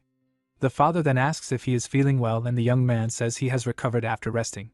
He then lies, saying he has accumulated some fatigue from taking care of many patients lately. But the clan leader questions him and asks if he didn't suffer any internal injuries in the fight. The young man feigns ignorance and asks with a surprised look about internal injuries. One of the disciples thinks the divine energy should have injured him, but he says it was a mistake. The hero apologizes to the Ame sect leader and says he didn't expect her to come in person. He continues to apologize for his incompetence in not recognizing her and for attacking her. With a discreet glance, the young man asks the Ame sect leader to say no more and just wait. The elders conclude that if he is not injured, then it was all just a misunderstanding. The father then tells his son that he doesn't have to let the situation go for the good of the clan. He knows the young man is suppressing his pain, but the boy reveals that he is just pretending. The clan leader is shocked and asks why he would do that, and the son asks for his help. With a serious expression, the heir prepares to execute the next part of his plan. The father stares at his son in silence, seeming to think about the mysterious request he made. Playing along, he turns to the sect leader and asks what she is trying to do. At this, the hero gives a wicked smile and tells the woman not to worry about what's to come.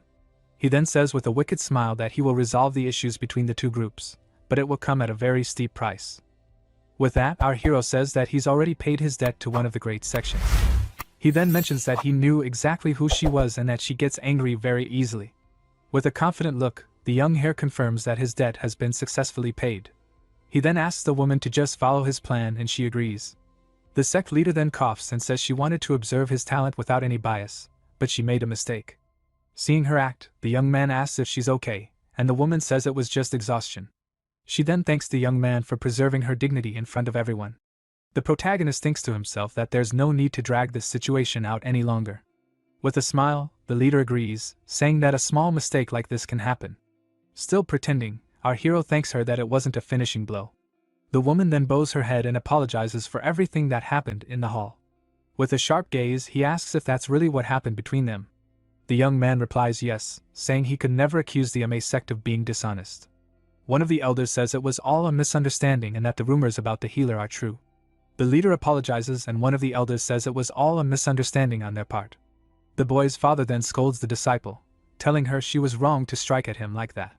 Furious, the clan chief shouts that the girl's actions could have caused a terrible conflict. The disciple is in shock, remembering she used a real sword in the attack. The sect master then steps in and asks the man to calm down. She says her disciple was in the wrong and apologizes for everything that happened there. The disciple wonders why the Ame sect is kneeling and what kind of mistake they made. Just then, our protagonist steps forward with a very confident look. He then says that a prestigious sect shouldn't kneel so easily. With a smile, the young heir holds out his hand and says they don't make people kneel over mere insults. The girl then wonders how he can hold a grudge against someone like her. The sect leader thanks him for his understanding while the disciple apologizes for what happened. He says that a youth's temper can be a problem but asks if kneeling truly solves anything. The woman praises the young man to his father, and the clan chief is happy that she sees him in a good light. She then asks if they can move forward and recalls the message from the alliance. As an apology, the sect leader says she will grant the clan's successor 3 wishes. With a sly grin, our hero thinks it's finally time to negotiate. One of the disciples recalls that since childhood, she's had sharp eyes and can see into people's hearts. In her village, people said she was possessed by a spirit and treated her poorly. But a woman told her that her ability was a blessing and a talent, not a curse. Back in the present, the girl wonders if her eyes are mistaken as his heroic nature has vanished. She then wonders what the young man's true nature is as he holds out his hand. His first request is the closed mine on U Mountain, and the woman says that will be difficult. He then feigns a pain in his chikor, and the leader says the sect will do its best. The disciple is shocked, realizing he's taking advantage of their mistake. The young man then says he wants to use a blacksmith from the alliance, and the leader replies that it's beyond her authority. He then says he'll convince him, and the disciple is shocked by the young man's audacity. The other girl with special eyes wonders what this is. Sensing no ill intent from him, The hero thanks her for her understanding and finally asks for a military strategist as his escort. One of the elders then shouts at the young chief, saying he shouldn't ask for something so worthless. The clan leader questions him, saying he should have asked for something to benefit the clan. The young man thinks that only a fool would seek personal gain in a situation like this. If he showed any greed, he would lose the respect of the sect leader present. With a determined look, he thinks that this was the best choice he could have made. Just then, our hero's eyes widen in complete shock at something. He then mutters to himself, and looks at the disciple who is watching from afar. The girl wonders why he's looking at her as feelings of guilt wash over her. With a sad look, he too remembers something as the memories flood his mind. In the past, the blood cult defeated the alliance leader, and it split into two factions. One faction was the anti-blood faction while the other argued they should maintain their dignity. One of the leaders of the anti-blood faction was the sword queen named Du Hayam. He remembers meeting her, and she questioned if his actions were any different from those of the blood cult. To her, the young man was walking a dark path, and she vowed to take him down with her own hands. He was the one who ruined her friend's life, and he's sorry for being too late. Back in the present, our protagonist is stunned as he remembers all of this. The sect leader asks if something is wrong and he apologizes, saying he lost focus for a moment. The sect leader then supports him and says he doesn't look well at all. She advises the young man to rest until he's fully recovered. Immediately after, the woman announces the official rewards for the Alliance's foundation. The reward is the same escort service, but with a higher number of uses. They can now have 2 more mid-level requests or 20 low-level ones. The clan chief questions this, saying the escort agency left 7 weeks ago on a mission. The woman says she's sure they'll arrive soon, but a messenger bursts into the hall. The man enters out of breath and reveals that the poison demon attacked them on the way. A flashback shows the demon capturing the escort warriors with its power. A survivor on the ground begs for help, but it's already too late for him. The terrifying poison demon appears with a red aura and a wicked grin. The women in the hall are completely stunned to hear the terrible news. Our protagonist then recalls the Murim Alliance escort robbery incident. He thinks that the entire agency vanished, and it was all the work of the poison demon. Furious, the clan chief slams his hand on the table in disbelief. He then shouts that there must be survivors and orders some men to prepare. The sect leader states she will go with them since the villain is a public enemy of the alliance. The clan chief then bows as a sign of respect for her decision. He thanks her for her support on the upcoming rescue mission. Finally, the man says the young chief will stay to lead the family in their absence. The protagonist then says he'll join the reinforcements as soon as he captures his uncle.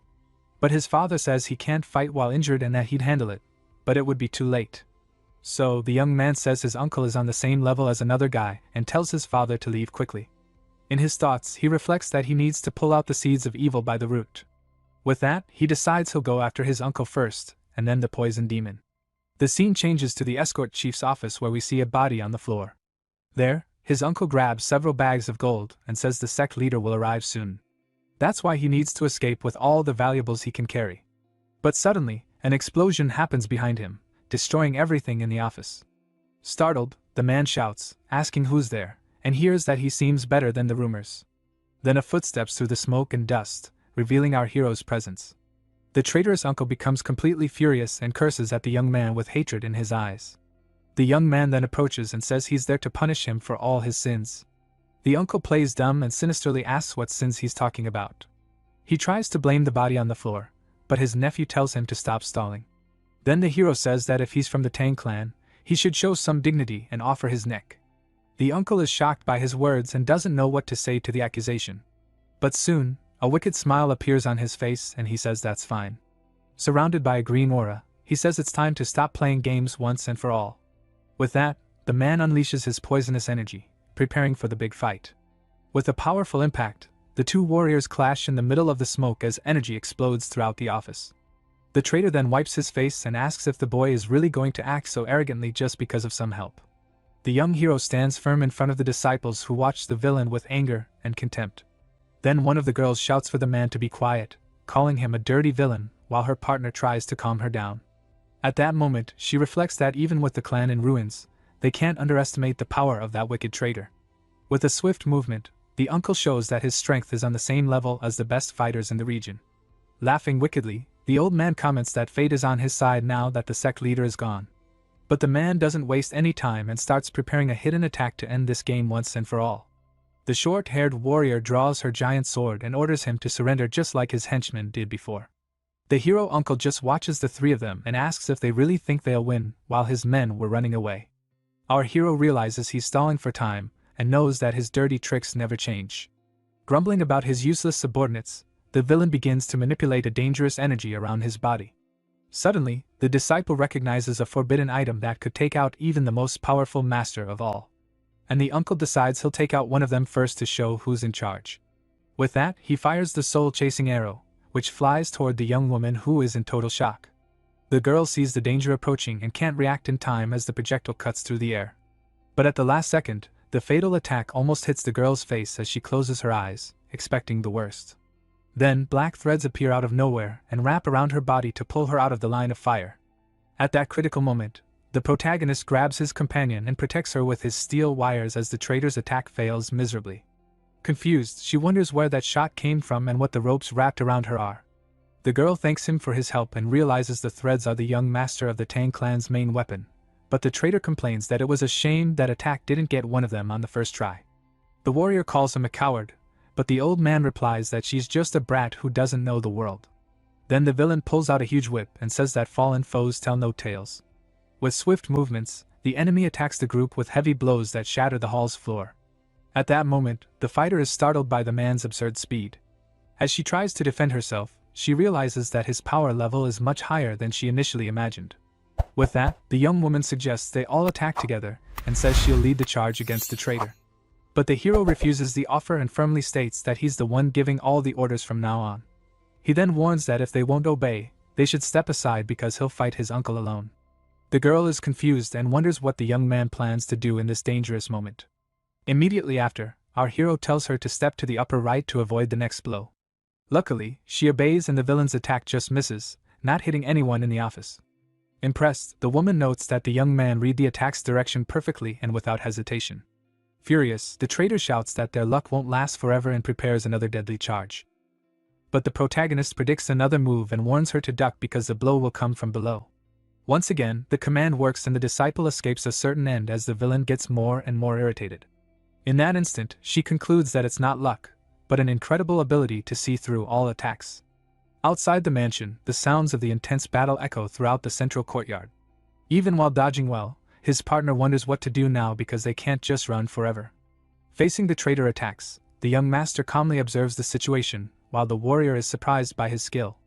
The girl then asks if the young man is listening or if she should take command of the orders now. With a slight smile, the protagonist wonders if she has always been so naive in front of a strong enemy. But the traitorous uncle triggers a hidden mechanism in his whip to launch another surprise attack on the group. Then the villain shouts for them to fall while delivering a powerful blow that makes everything in the office tremble. At that moment, the hero senses the imminent danger and warns his companion to be very careful with the impact. He notices the man used the crack of the weapon to hide the sound of an arrow fired at them. With that, the young man explains that they need to watch out for the dirty tricks used in this deadly fight. Immediately after, the young manipulates his invisible threads to intercept the projectile's trajectory. With a precise move, he protects his allies using his special technique of controlling durable wires. The young woman thanks him shyly and the hero thinks to himself that he misses the angry version of her from the past.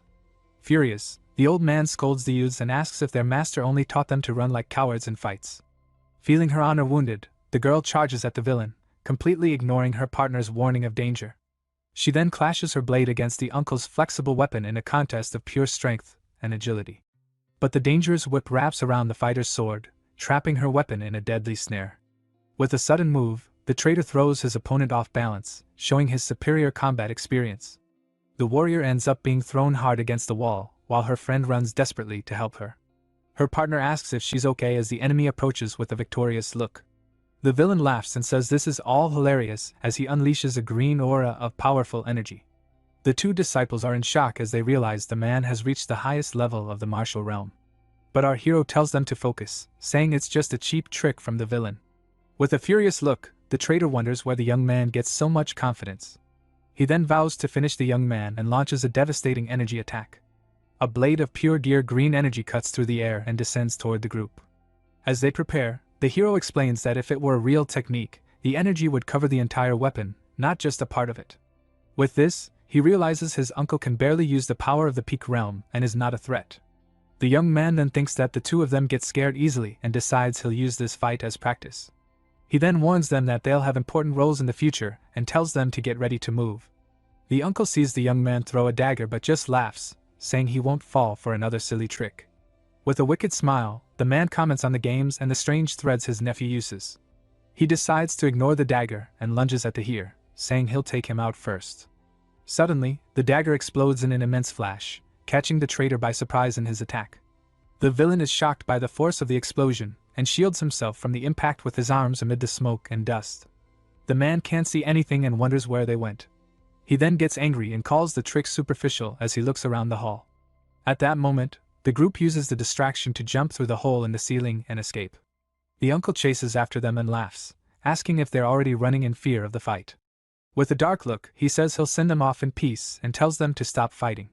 But our protagonist just stares at the enemy seriously and tells his allies to get ready. The two warriors then position themselves beside him, ready for the next phase of the combat. With a determined look, our hero announces that they will finally begin their counterattack. One of the girls then understands that the escape was a plan to lead them to a more open area. But the traitorous uncle becomes furious and prepares to attack with his whip. Despite the disadvantage, he yells that nothing has changed and attacks the group with a powerful blow that destroys the wooden floor.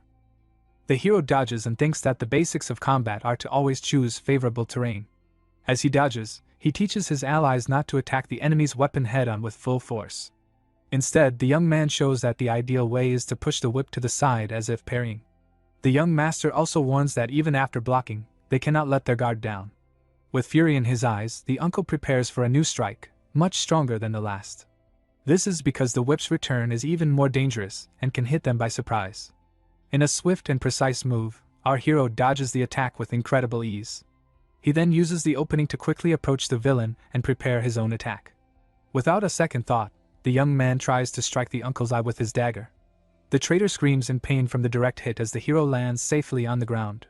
The two warriors are impressed by the young man's skill and practical knowledge. He then looks back, a bit confused by their reaction in the middle of such a serious fight.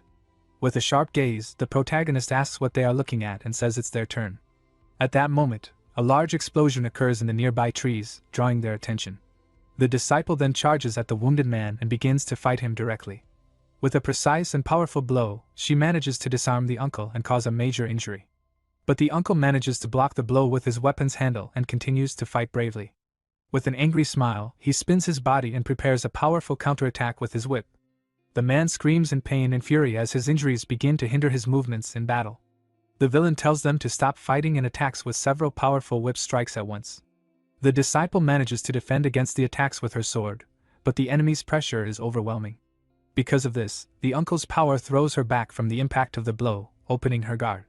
Then her partner attacks from behind, saying, "The fight is finally over for that traitor."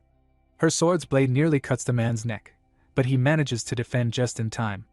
With a quick move, the young woman manages to knock the villain to the ground with a precise blow to his legs. But the man gets back up and realizes that as one retreats, the other advances to attack relentlessly. With a wicked smile, he understands that the two brats are using a team fighting tactic. The traitor says it's useless and begins to charge his weapon with a deadly poisonous energy. He claims that in the face of overwhelming force, their tactic won't work at all. Then the uncle yells for them to cry as he tears them apart with his most powerful and swift blow. The girl is in shock as she sees the green energy coming toward her with absurd speed. Her partner also can't react in time and is frozen before the fatal attack that approaches. But at the last second, our hero appears and uses his threads to save them both from a certain end. The threads pull one of the girls, and she manages to kick the poisonous whip away into the air. The other disciple is also saved and uses her sword to deflect the trajectory of the villain's attack. The traitorous uncle is completely shocked, unable to believe they managed to dodge the blow. Impressed, the uncle realizes that two are already counterattacking while his posture is broken. With that, the villain quickly recomposes himself and prepares to attack again with his whip. In a coordinated attack, one of the warriors uses a powerful sword technique against him. She then charges forward and delivers a direct blow that hits the traitor square in the chest. The man then feels the protagonist's threads binding his arms, leaving him vulnerable. Suddenly, his nephew appears from below and calls out to his uncle with a serious, challenging look. The young master detrates a powerful blow to the villain's chin, who screams in great pain. the flying into the air, leaving him completely defenseless. Our hero watches his uncle and comments that he seems quite tired after so much fighting. With a leap, the two disciples prepare to deliver the final blow to the helpless enemy. They then attack together in a perfect combination of sword strikes and martial arts. The man feels the power of the attack and prepares to use his last trump card to escape. Desperate, the uncle creates a huge tornado of poisonous energy to attack everyone at once. With a cry of fury, the villain unleashes all his power and curses his nephew with great hatred. The hero uses his threads to shield himself and his allies from the deadly whirlwind. But one of the disciples is caught in the tornado and screams in pain as she is thrown into the air. The other girl is also unable to escape and is thrown far away by the force of the attack. With a look of pure malice, the uncle yells for them to fall and focuses his energy on the blow. The villain's final attack advances toward one of the warriors who is down on the ground. But our hero stands firm and prepares to intervene with his own special technique. With that, the villain's poisonous energy explodes in an intense green light on the battlefield. One of the warriors screams desperately for the young master as she is thrown far away. The traitorous uncle then smiles, believing he has finally gotten rid of that thorn in his side. He then turns to flee, thinking he just needs to plan for the future now that victory is his. But suddenly, the man stops confused as he feels something strange happening around him. Black threads emerge from nowhere and pull him back with great force, stopping his desperate escape. The invisible web then throws him from side to side without him being able to react or defend himself. With a violent impact, the villain is thrown against the ground with no chance of escape. At that moment, the protagonist's threads spread across the sky like a giant deadly net. The web then closes in quickly, causing a huge energy explosion that covers the entire area. Now trapped and immobilized, the uncle despairs and asks what those things are. Amid the dust, our hero questions where the traitor was going in such a hurry. The young man then reveals his threads covered in the poison and coldly calls the man uncle.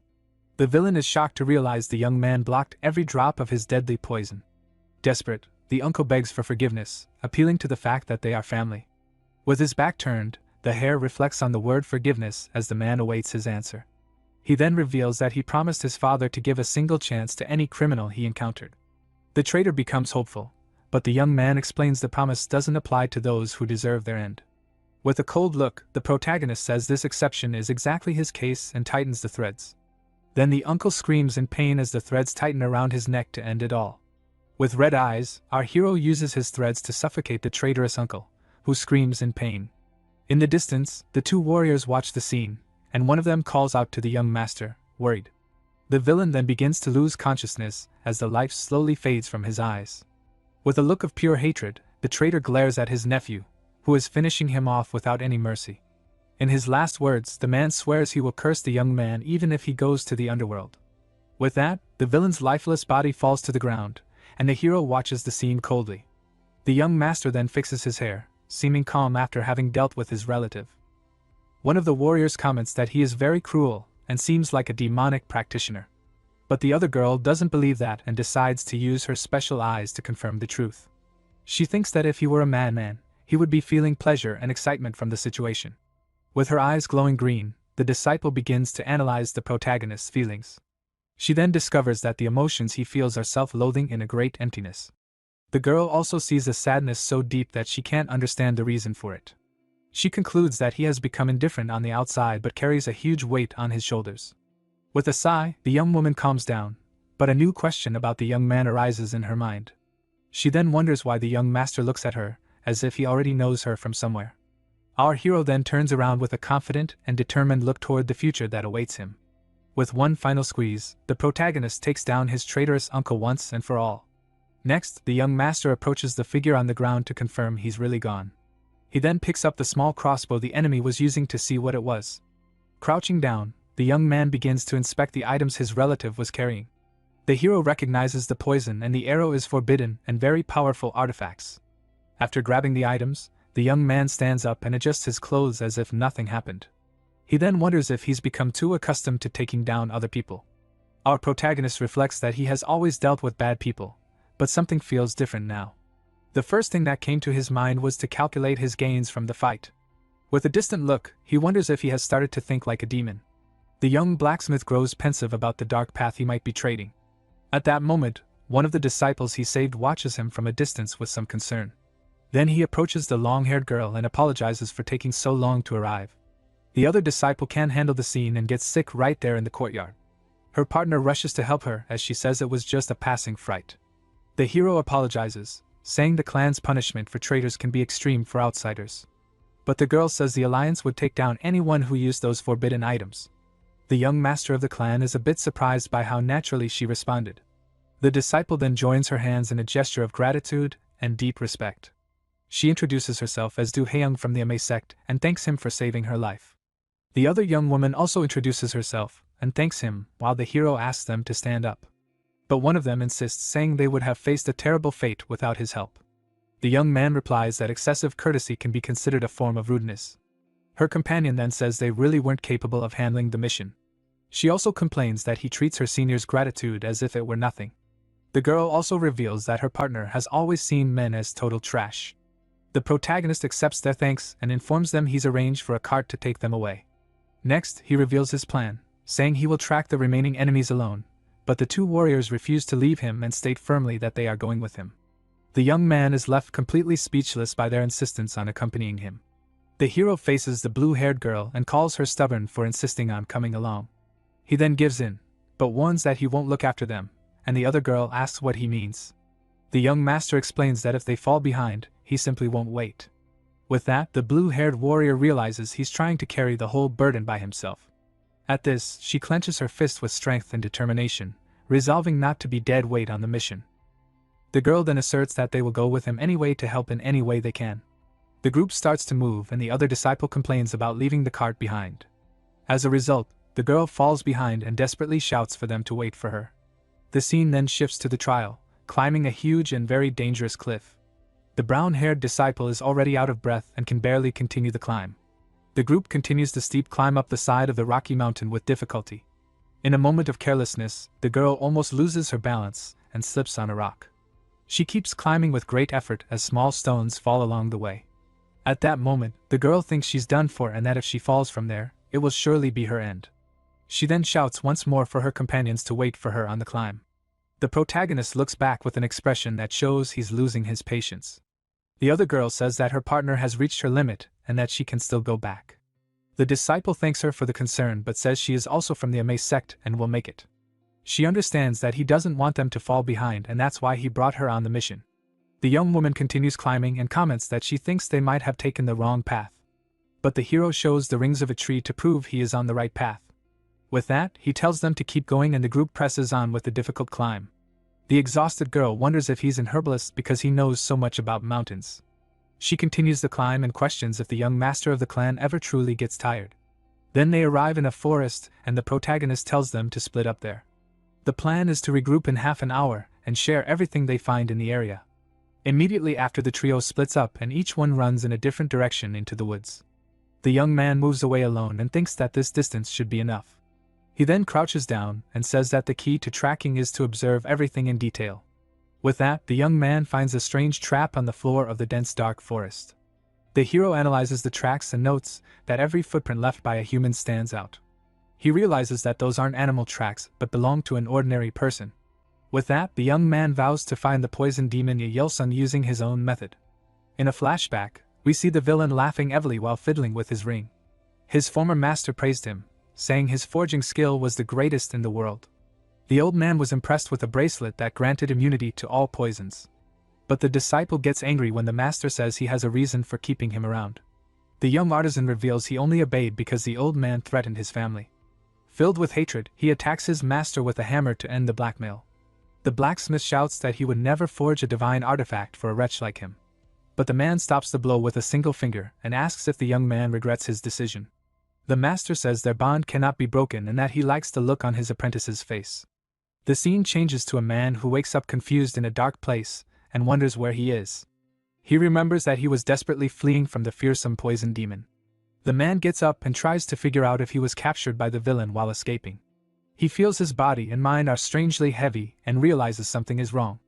Looking up, he is horrified to see several figures hanging from the cave ceiling.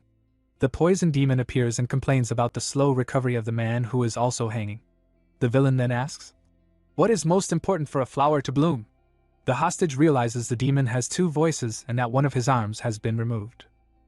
The evil man threatens to remove his other arm if he doesn't answer the question soon. With a sadistic look, the man repeats the question to his desperate victim. The prisoner lying on top of other figures answers that it's soil, water, and sunlight. The villain laughs and praises the man's quick mind for answering correctly. He agrees that every flower in the world needs those things to blossom. But there is a flower that needs none of that, for it despises all that is pure. The captive is confused because that is clearly a sword and not a seed, as he said. The demon then presses a red gem on the sword's hilt that looks like a button. With one motion, he removes the gem from the hilt and holds it between his fingers in the air. He says the flower doesn't need water and uses the man's life blood to feed the seed. The villain says the flower doesn't need water, but fresh blood has its nutrient. This flower that only grows in darkness is called the tear of the watching god. He celebrates, saying that when the seed blossoms, he will become a human poison. With this, he will turn everything on this earth, both good and evil, into pure destruction. The red gem falls into a pool of blood and the villain vows to create a sea of destruction. We then see a lifeless deer on the forest floor, a victim of the demon's power. But our protagonist finally finds the villain's trail and says he's found him elsewhere. The two disciples regroup after searching for clues in the woods. One of them tells her partner she found something important, and that he is nearby. The girl explains that she found traces of a survivor, but there's a problem. Her friend then asks if the situation was the same on her end during the search. The young warrior reveals that the survivor's trail simply vanished into thin air. She fears the poison demon is too strong and that they'll need the help of an elder. At that moment, the hero appears carrying a deer and says that won't be necessary. He throws the animal on the ground and explains that the man erased his scent to escape. Hearing this, the blue-haired disciple approaches to sniff the deer and investigate.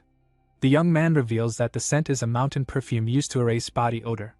The other girl confirms that the animal really has no scent at all and is surprised. Her partner is relieved but asks how they are going to track him now. Then the protagonist releases a blue aura and says he will follow him by heightening his senses.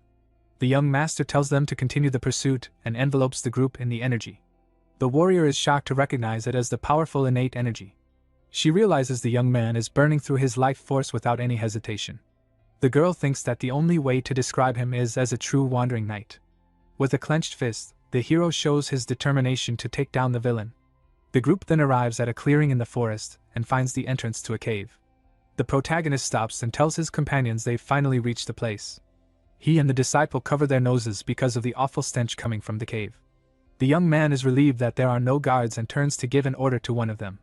He then asks the young woman to go back and request reinforcements from the main force. The young woman then accepts with frustration that with her martial arts, she'll only get in the way. With that, he thanks her for understanding and turns to the other warrior to continue. The young man then asks the blue-haired disciple to work with him on the operation. She asks if that will be possible, and the young master confirms will without hesitation.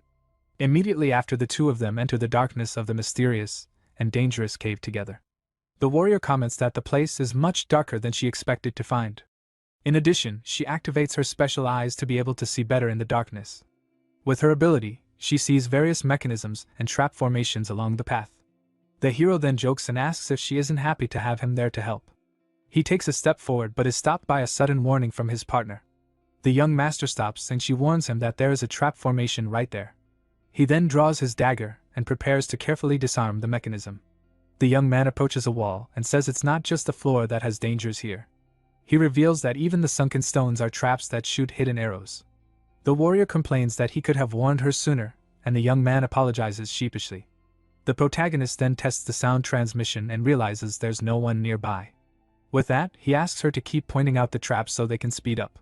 The disciple then concentrates and prepares to use her eyes to guide the way. With her eyes glowing, she begins to point out all the dangers on the treacherous floor. The girl warns him to step on certain stones and use the stalactites for support. The young master reflects that when she was an enemy, this power was very frightening. But now her dragon eyes that see everything are a very useful power for them. He thinks that the same power that once hunted him is now on his side for the mission. With her help, they finally manage to get through the trap section unharmed. The two stop in front of a new area of the cave full of figures hanging from the ceiling. The sight is terrible with dozens of figures hanging all over the cave ceiling. The warrior is shocked to see the scene and wonders how he could do something like this. The protagonist remains calm and observes the scene with a serious and determined look.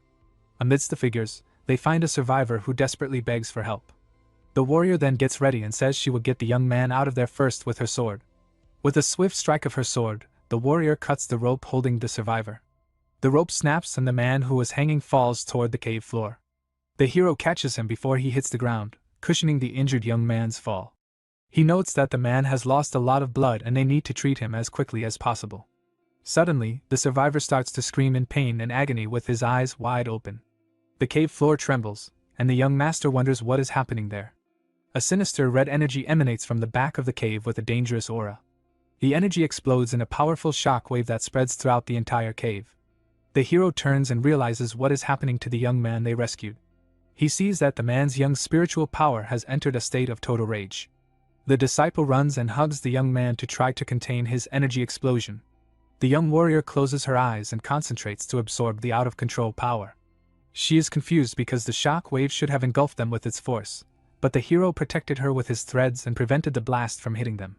The girl apologizes for what happened and the young man comforts her, saying it's okay. He then asks her to take the young man and evacuate the cave as quickly as possible. The protagonist explains that this is the perfect chance to catch the villain by surprise. She agrees and tells him to be careful as she prepares to carry the injured man. The disciple promises she will come back as fast as she can to help him in the fight. She regrets not having arrived sooner as she carries the young man out of the cave. The protagonist watches the scene and wonders if he could have saved them if he had arrived earlier. He reflects on the thousands of victims the villain has made because of his actions. The hero then fills with anger and clenches his teeth with a look of pure fury. He remembers his former master who used him to turn hundreds into blood. The master would question him about what right he had to judge the value of life. The old man used to say that the weapon he forged fit perfectly in his hands. The protagonist then wonders on what imaginary scale he weighs the value of life. With the dagger in hand, he decides that for now he just needs to focus on his target. The young master then hides behind a rock and waits for the right moment to attack. He observes the poison demon from a distance with a serious and determined gaze. The hero watches from afar as the poison demon groans in pain during his ritual. The villain is next to a stone basin with a strange plant growing in it. He tried to absorb the poison from the young spiritual tower, but it seems the attempt failed. With his dagger glowing, the young man realizes that now is the perfect moment to strike. Without hesitation, the young master prepares to deliver a finishing blow with his weapon. The dagger flies toward the target, and the villain shouts in surprise at the sudden attack. The enemy is hit, but a red energy surrounds him as he recovers with a quick movement. The evil man manages to dodge the blow from the purple blade. Our protagonist is surprised by the man's agility, even though he's injured. Then the demon's mouth opens in a bizarre way, revealing its monstrous nature. The villain stands up and his hat falls off, revealing a sadistic and much younger face. He gives a wicked smile and comments that the whole situation is very amusing to him. With a leap, the enemy charges at high speed toward the young blacksmith. The blow is so fast that the young man can barely react in time to defend himself from the attack. The villain recognizes him as someone from the Tang clan while the hero uses his threads to fight. The Yosung is surprised that the grandson of the famous Tang Euites came to him personally. Angrily, the young man tells him to never dare speak his grandfather's name with that mouth again. The enemy scoffs and readies his blade, saying the young man's mouth is still sharp. The hero leaps with two daggers in hand for an aerial attack against his opponent. The blow lands a direct hit, and a large wave of energy spreads through the impact site. He continues the attack with a determined look, not giving his adversary a chance. But the poison demon dodges with impressive speed and escapes the blow. The young master then manages to land a grazing blow on the side of the villain's body. With the impact, the enemy is thrown back, but still manages to stay on his feet. The hero whips the blood from his face and thinks that the villain is holding up well as expected. He knows the enemy's condition isn't normal and believes he can win this fight. The demon then looks around and furiously asks where the divine artifact went. The young man mocks him, telling him to stop pretending to be calm since he was screaming earlier. Then he reveals the name of the item the villain is looking for so desperately, the heavenward tear blossom. The evil man is shocked and shouts, "That's not how that artifact is supposed to be used." The villain says, "It's interesting that a young man like him knows about the heavenward tear blossom and its secrets." He then attacks with a red energy and threatens to tear off the young man's arm. With his eyes glowing, the demon lunges with a powerful blow toward the blacksmith. The attack creates immense pressure, and the hero prepares to defend against the impact. Blades of black and red energy form and advance toward the protagonist. The enemy is shocked to see that the young master managed to block his attack. He realizes the young man used the demonic energy to defend against the blow. The villain is impressed by the purity of the demonic energy the boy uses. With a wicked smile, the man says the young man is truly fascinating. He then decides he will make him his special disciple after the fight. But the hero calls him troublesome and says he doesn't need a master like him. The young master goes on the attack and mocks the villain for not controlling his energy. With a sadistic smile, the demon says that first his new master will give him a good thrashing. The young man dodges an energy blast and prepares for the villain's next move. The enemy then creates several red energy clones to surround his opponent. With a giant clone, he tries to strike the hero with a powerful open-handed blow, but the protagonist dodges and prepares to use one of his special techniques. The clone attacks with an energy strike, and the young man readies for the counter-attack. The villain orders his clone to tear off the blacksmith's arm with the next blow. The energy hand descends with force, but the young man uses his threads to create a defense. The web of threads traps the clones and the villain is confused by the unexpected technique. The threads wrap around the enemy's arm, completely trapping it in the air. With a smirk, the hero says he's finally caught his opponent. He uses the first technique of his flawless divine thread art to immobilize him. The poison demon tries to break free, but the threads tighten even more around his hand. He complains that the internal energy conversion is too slow and he can't escape. The protagonist then uses his spider's cutting chain technique to attack him. He explains that the original divine thread focuses on defense and neutralization.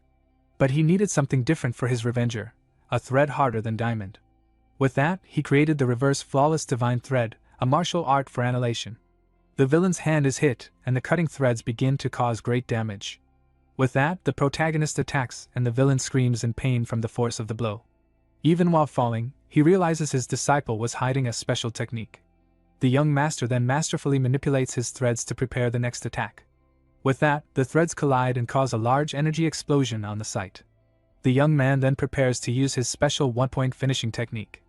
He then lunges forward and delivers a fatal blow to the villain with his one-point technique. After the strike, the young master observes the scene with a serious and highly focused look. With his hand injured, the poison demon shows he is genuinely impressed with the power. He then stands up and seems completely recovered from the blow he received from the young man. The protagonist then realizes the villain used his left hand and is very surprised. The villain shouts that he now wants the young man as his disciple and prepares for a new attack. With a bizarre smile, he says he doesn't care if his body melts into blood.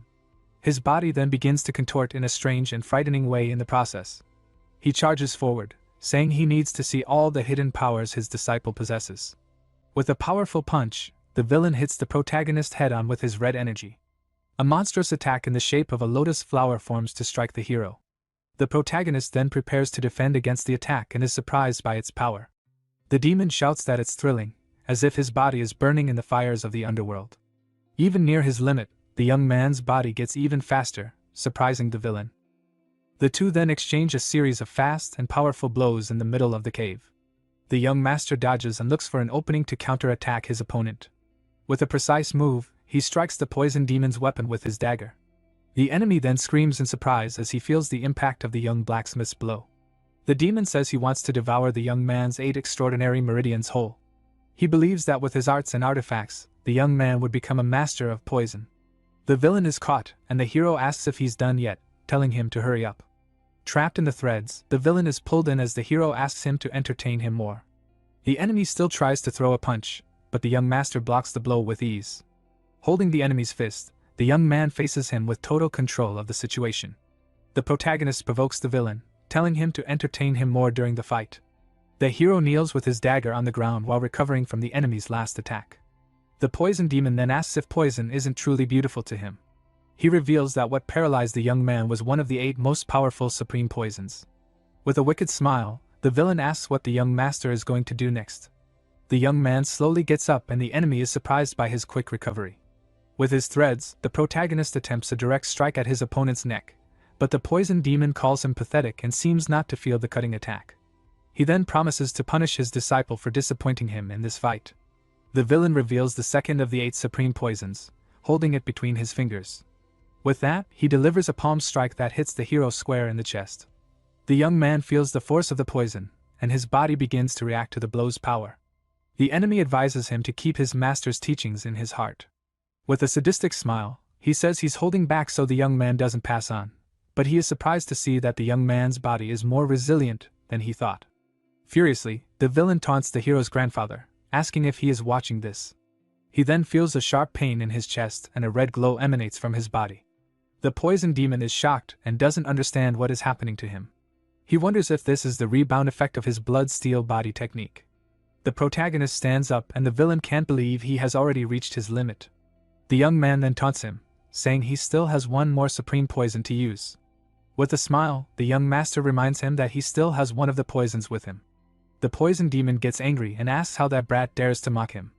A powerful red aura emanates from the villain's body as he prepares to attack. The hero braces for the blow and recognizes that it's a very insane poison. He then says he will take that poison for himself and prepares for the impact. With his eyes glowing, the enemy shouts that he will finish him and charges with everything he has. The powerful blow kicks up rocks and debris all over the cave with its force. The villain then sees a strange smoke coming from where the young man was hit. With that, the enemy approaches to see what happened and if the young master is gone. The hero then reveals he used one of the 8 supreme poisons, the soul-shattering powder. With that, the villain screams in pain as he is hit by blades of black energy. Then the young master advances amidst the chaos to continue his attack with the threads. He mocks the enemy, calling him a very generous master for giving him the poison. His threads attached to poison spikes that the villain had created in the cave. The young man uses the spikes to propel himself and dodge other attacks from the enemy. The heaven-deifying energy is the source of all demonic arts in the world. Just as rivers flow into the sea, all powers are absorbed by this energy. The poison demon tries to throw a punch, but the hero manages to catch the blow with his hand.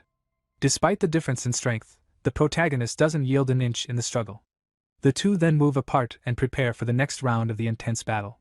The enemy gives a bizarre smile and prepares to show his true power. With a red aura, he unleashes an overwhelming energy toward the young master. The villain then fires a blast of energy that explodes upon hitting the wall amidst the smoke and debris. The protagonist realizes the true strength of his opponent. He understands that the poison demon is no exception and his energy is also being absorbed.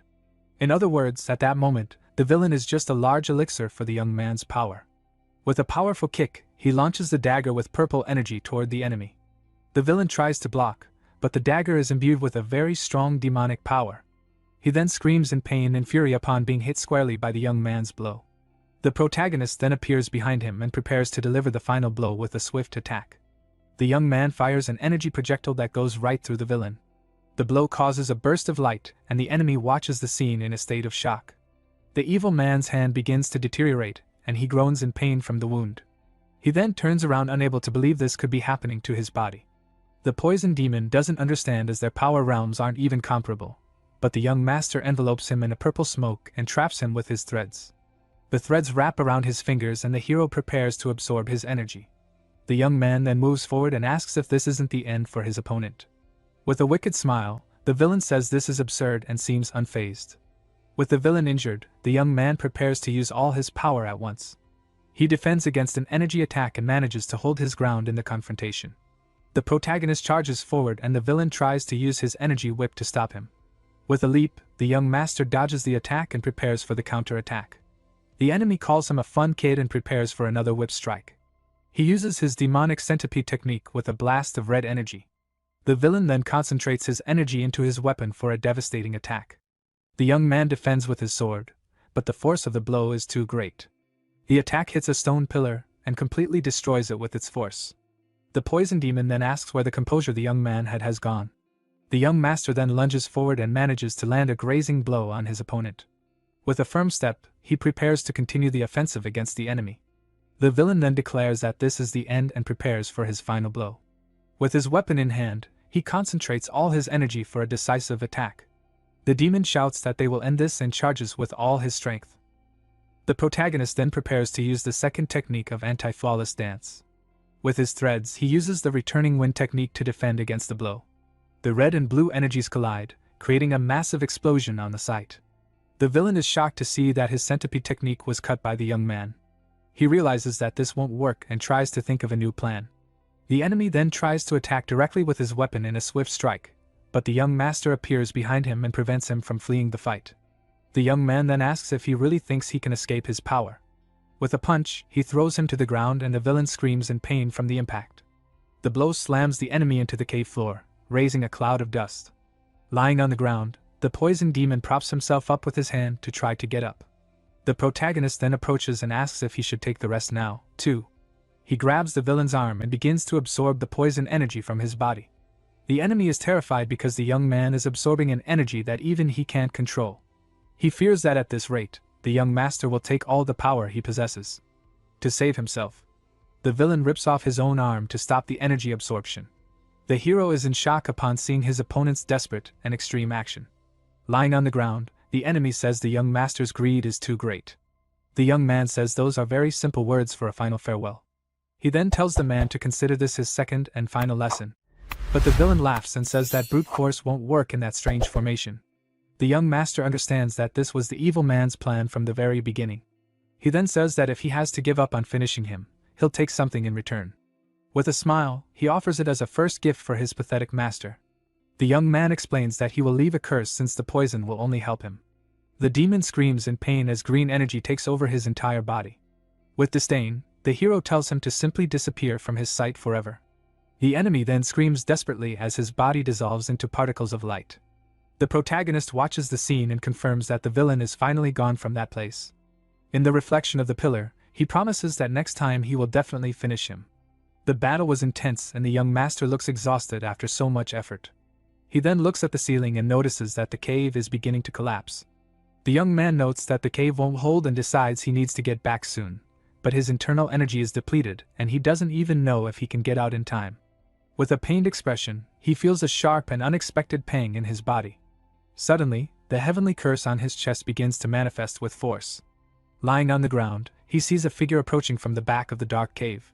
He wonders what it is and tries to understand the new dangerous situation. The young man notices that the green light is not trying to flare up as usual. The energy then envelopes him and he notes that it is accepting his internal energy. With that, the curse begins to pointing toward the god-revering tears. In his past life, the hero had mastered various demonic arts within the blood cult, yet the curse known as the heavenly calamity had disrupted them all. Even the sorcerers of the blood cult only understood that it was a curse, a chain carved into his very soul. No matter how much he searched, he had never found any answers regarding the heavenly calamity. At one point, he had questioned the blood demon about it. In response, the blood demon had mocked him, calling him foolish and stating that there was no reason to run from it. According to him, the heavenly calamity was not a curse, but a blessing. Now, in the present, the hero recalled those words and began to reconsider. He realized that the heavenly calamity might not be a curse after all. Even the heaven-defying art, which could devour poisonous energy, had failed to consume it. Instead, it had chosen that energy. This led him to question what exactly was hidden within the remains of the gazing god's tear. Reaching into the blood pool, he retrieved a white root. Upon closer inspection, he understood that it was a poison formed by condensed vengeful spirits, the root of the gazing god's tear. He found it astonishing that the root was filled with pure hatred, the very source of its poison. Suddenly, a massive rock fell within the cave, signaling its imminent collapse. Realizing the urgency, he muttered that the cave was collapsing faster than expected and that escape in his current condition was impossible. Concluding that this might be the will of the heavenly calamity, he resolved to gamble. Without hesitation, he placed the root in his mouth and swallowed it. Almost immediately, intense pain surged through his body, forcing him to his knees as he coughed violently. Inside him, the root's energy ran rampant. Tang Sewon recognized the overwhelming hatred contained within it, the lingering resentment of souls murdered by the poison demon. Despite the agony, he refused to give up, knowing that he would never have begun this path if he intended to abandon it so easily.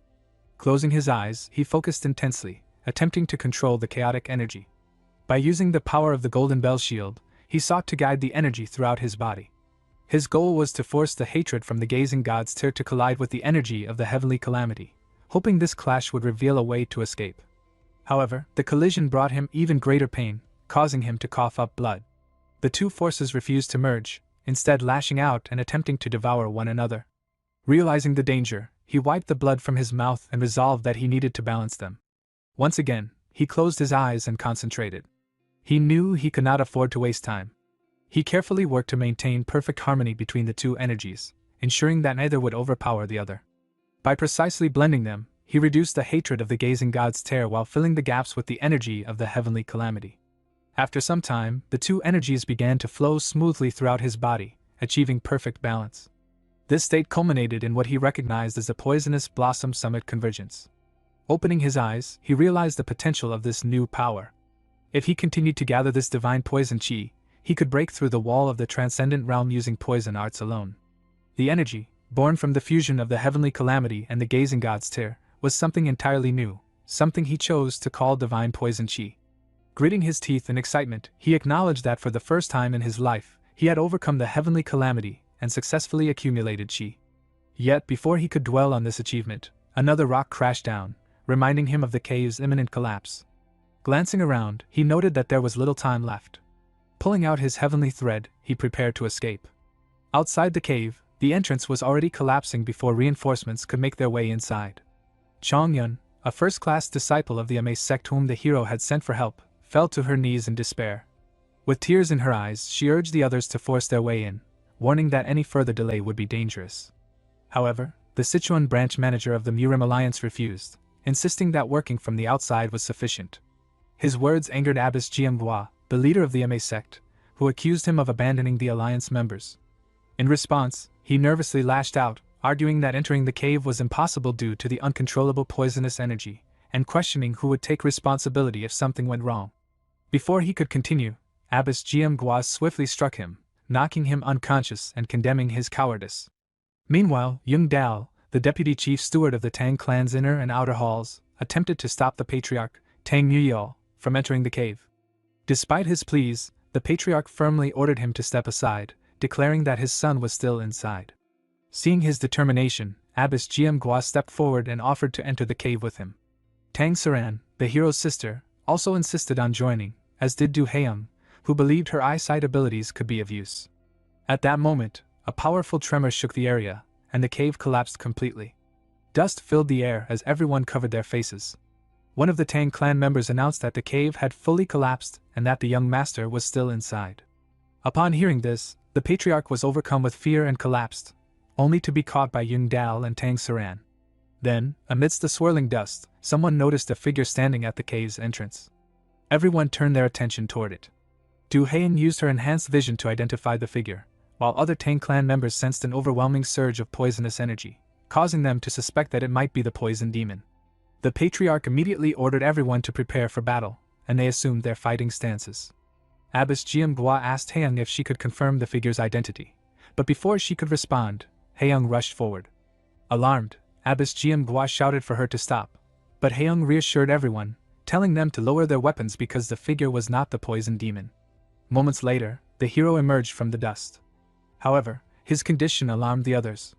They noticed marks on his body consistent with the fungal blood palm, symptoms of being poisoned by one of the 8 great ultimate poisons, and urged everyone to retreat. The patriarch called out to Sawun in worry, but Sawun raised his hand weakly, warning them not to come any closer. Soon after, he collapsed. Before he could hit the ground, Haeyang rushed forward and caught him, assuring him that she had him as she gently placed him on her lap. The scene shifted to the center of a crowded street, where a storyteller captivated the audience with the tale. He recounted that decades ago, a great demon of Sichuan, known as the Poison Demon, had terrorized the land. In order to stop him, the Poison Lord, Tang Yuite, had sacrificed his own life. Yet, despite that sacrifice, the nightmare had returned from death. However, from the Tang clan, once believed to be in decline, a hidden dragon had emerged. This was Tang Sawun, the emerald dragon of the Tang clan, who had previously eliminated the corrupt Tang Hoyle and now carried on Tang Yuite's will to confront the poison demon. Alongside the Ame sect's Silver Phoenix, he had braved countless deadly traps and terrifying formations to rescue a hostage. Among the listeners, one man turned to his friend and remarked that the hostage had not even been an escort warrior of the Tang clan, but merely a wandering vagrant. His friend was surprised and questioned whether Sawun had truly risked everything for someone who was not even his kin. The man confirmed it, expressing disbelief that any martial artist from Sichuan would act in such a selfless way, especially given their reputation for prioritizing profit. He questioned whether it made any sense for the young head of the Tang clan to face the poison demon alone. His friend quickly warned him to be careful with such words, stating that Sawun's actions had been officially recognized by the Murim Alliance. He further added that, according to rumors, Sawun had nearly lost his life in the battle and was now being personally treated by the leader of the Ame sect. The scene then shifted to the Tang clan's medical chamber, where Haeyang was attending to the injured Sawun. As she watched over him, she grew frustrated, noting that more than 3 days had passed and his fever had yet to subside, despite her reputation as the Silver Phoenix. At that moment, the patriarch and Abbess Jianghua entered the room. Haeyoung greeted them respectfully, and the patriarch gently assured her that she need not trouble herself too much. Instead, he expressed his gratitude for her tireless care. When Abbess Jeomgwa inquired about Sewon's condition, Haeyoung admitted that there had been no improvement. Abbess Jeomgwa inwardly blamed herself, believing that her weakness in times of peace had caused her to forget the true duty of a martial artist. The patriarch then suggested that Haeyoung step outside and rest, indicating that Sewon might also need some time alone. After everyone left the room, Sewon opened his eyes. He rose from the bed and reflected on his situation, troubled by the fact that he could not explain the advanced martial arts he had acquired. He was also aware that he was receiving far more concern and care than he believed he deserved. His thoughts drifted back to his previous life, to a moment when the poison demon had slaughtered several people in a forest. At that time, Sewon had questioned the act, only for the poison demon to mock him, pointing to the corpses and reminding him of the countless lives already taken by the blood demon's Bane's sword, a weapon Sewon himself had created. The poison demon had declared that Sewon was already a true member of the blood cult. Remembering this, Sewon had been filled with frustration, unable to deny the truth of his past actions and believing that he could never be forgiven. Returning to the present, he steeled his resolve. He vowed not to repeat the same mistakes. Although he had dealt a significant blow to the poison demon, buying himself some time, he knew it was not enough. He had gained divine poison energy, and reached the stage just before becoming a poison human, standing only one step away from achieving the poison body. He resolved to grow stronger, to surpass the poison demon, and ultimately stand against the blood demon. Just then, he heard Abbess Jeomgwa's voice approaching from outside, mentioning that an item she had urgently requested from her master had arrived, something not usually permitted to be shared with outsiders. Reacting quickly, Sewon returned to his bed and feigned unconsciousness. Shortly after, the patriarch, Abbess Jeomgwa, and Haeyoung entered the room. Abbess Jeomgwa carried a wooden box and explained that her master had been moved by Sewon's accomplishments and had sent the lesser golden elixir. The patriarch was astonished, recognizing it as a legendary medicine capable of saving anyone still alive. He questioned whether such a precious item was truly meant for Sewon, and upon receiving confirmation, he bowed deeply in gratitude. Abbess Jeomgwa dismissed his thanks, stating that she was not seeking any reward and that Sewon's righteous actions alone warranted such support. Chongyun also acknowledged that Sewon was their benefactor. Abbess Jeomgwa then administered the elixir, placing it into Sewon's mouth and instructing him to swallow carefully, assuring the patriarch that she would handle the flow of energy through his meridians. However, as Sewon began absorbing the elixir's energy, Abbess Jeomgwa was startled. She sensed that the golden stillness divine energy was being drawn out at an alarming rate. Realizing that something extraordinary was within him, she attempted to intervene, but the force of the heavenly core proved overwhelming. She perceived it as a ferocious entity endlessly consuming energy. Eventually, she reached her limit and was forced to stop, exhausted. When the patriarch asked what had happened, she admitted that she had done all she could and that they could only hope for Sewon's strength. To her surprise, Sewon soon awoke, coughing. The patriarch rushed to him, placing a hand on his shoulder. Sewon apologized for failing to completely eliminate the poison demon, but the patriarch dismissed his concern, emphasizing that he had already dealt a mortal wound. Abbess Jeomgwa confirmed that the poison demon's severed arm had been found, proving the severity of the damage. Despite this, Sewon remained dissatisfied with his own performance.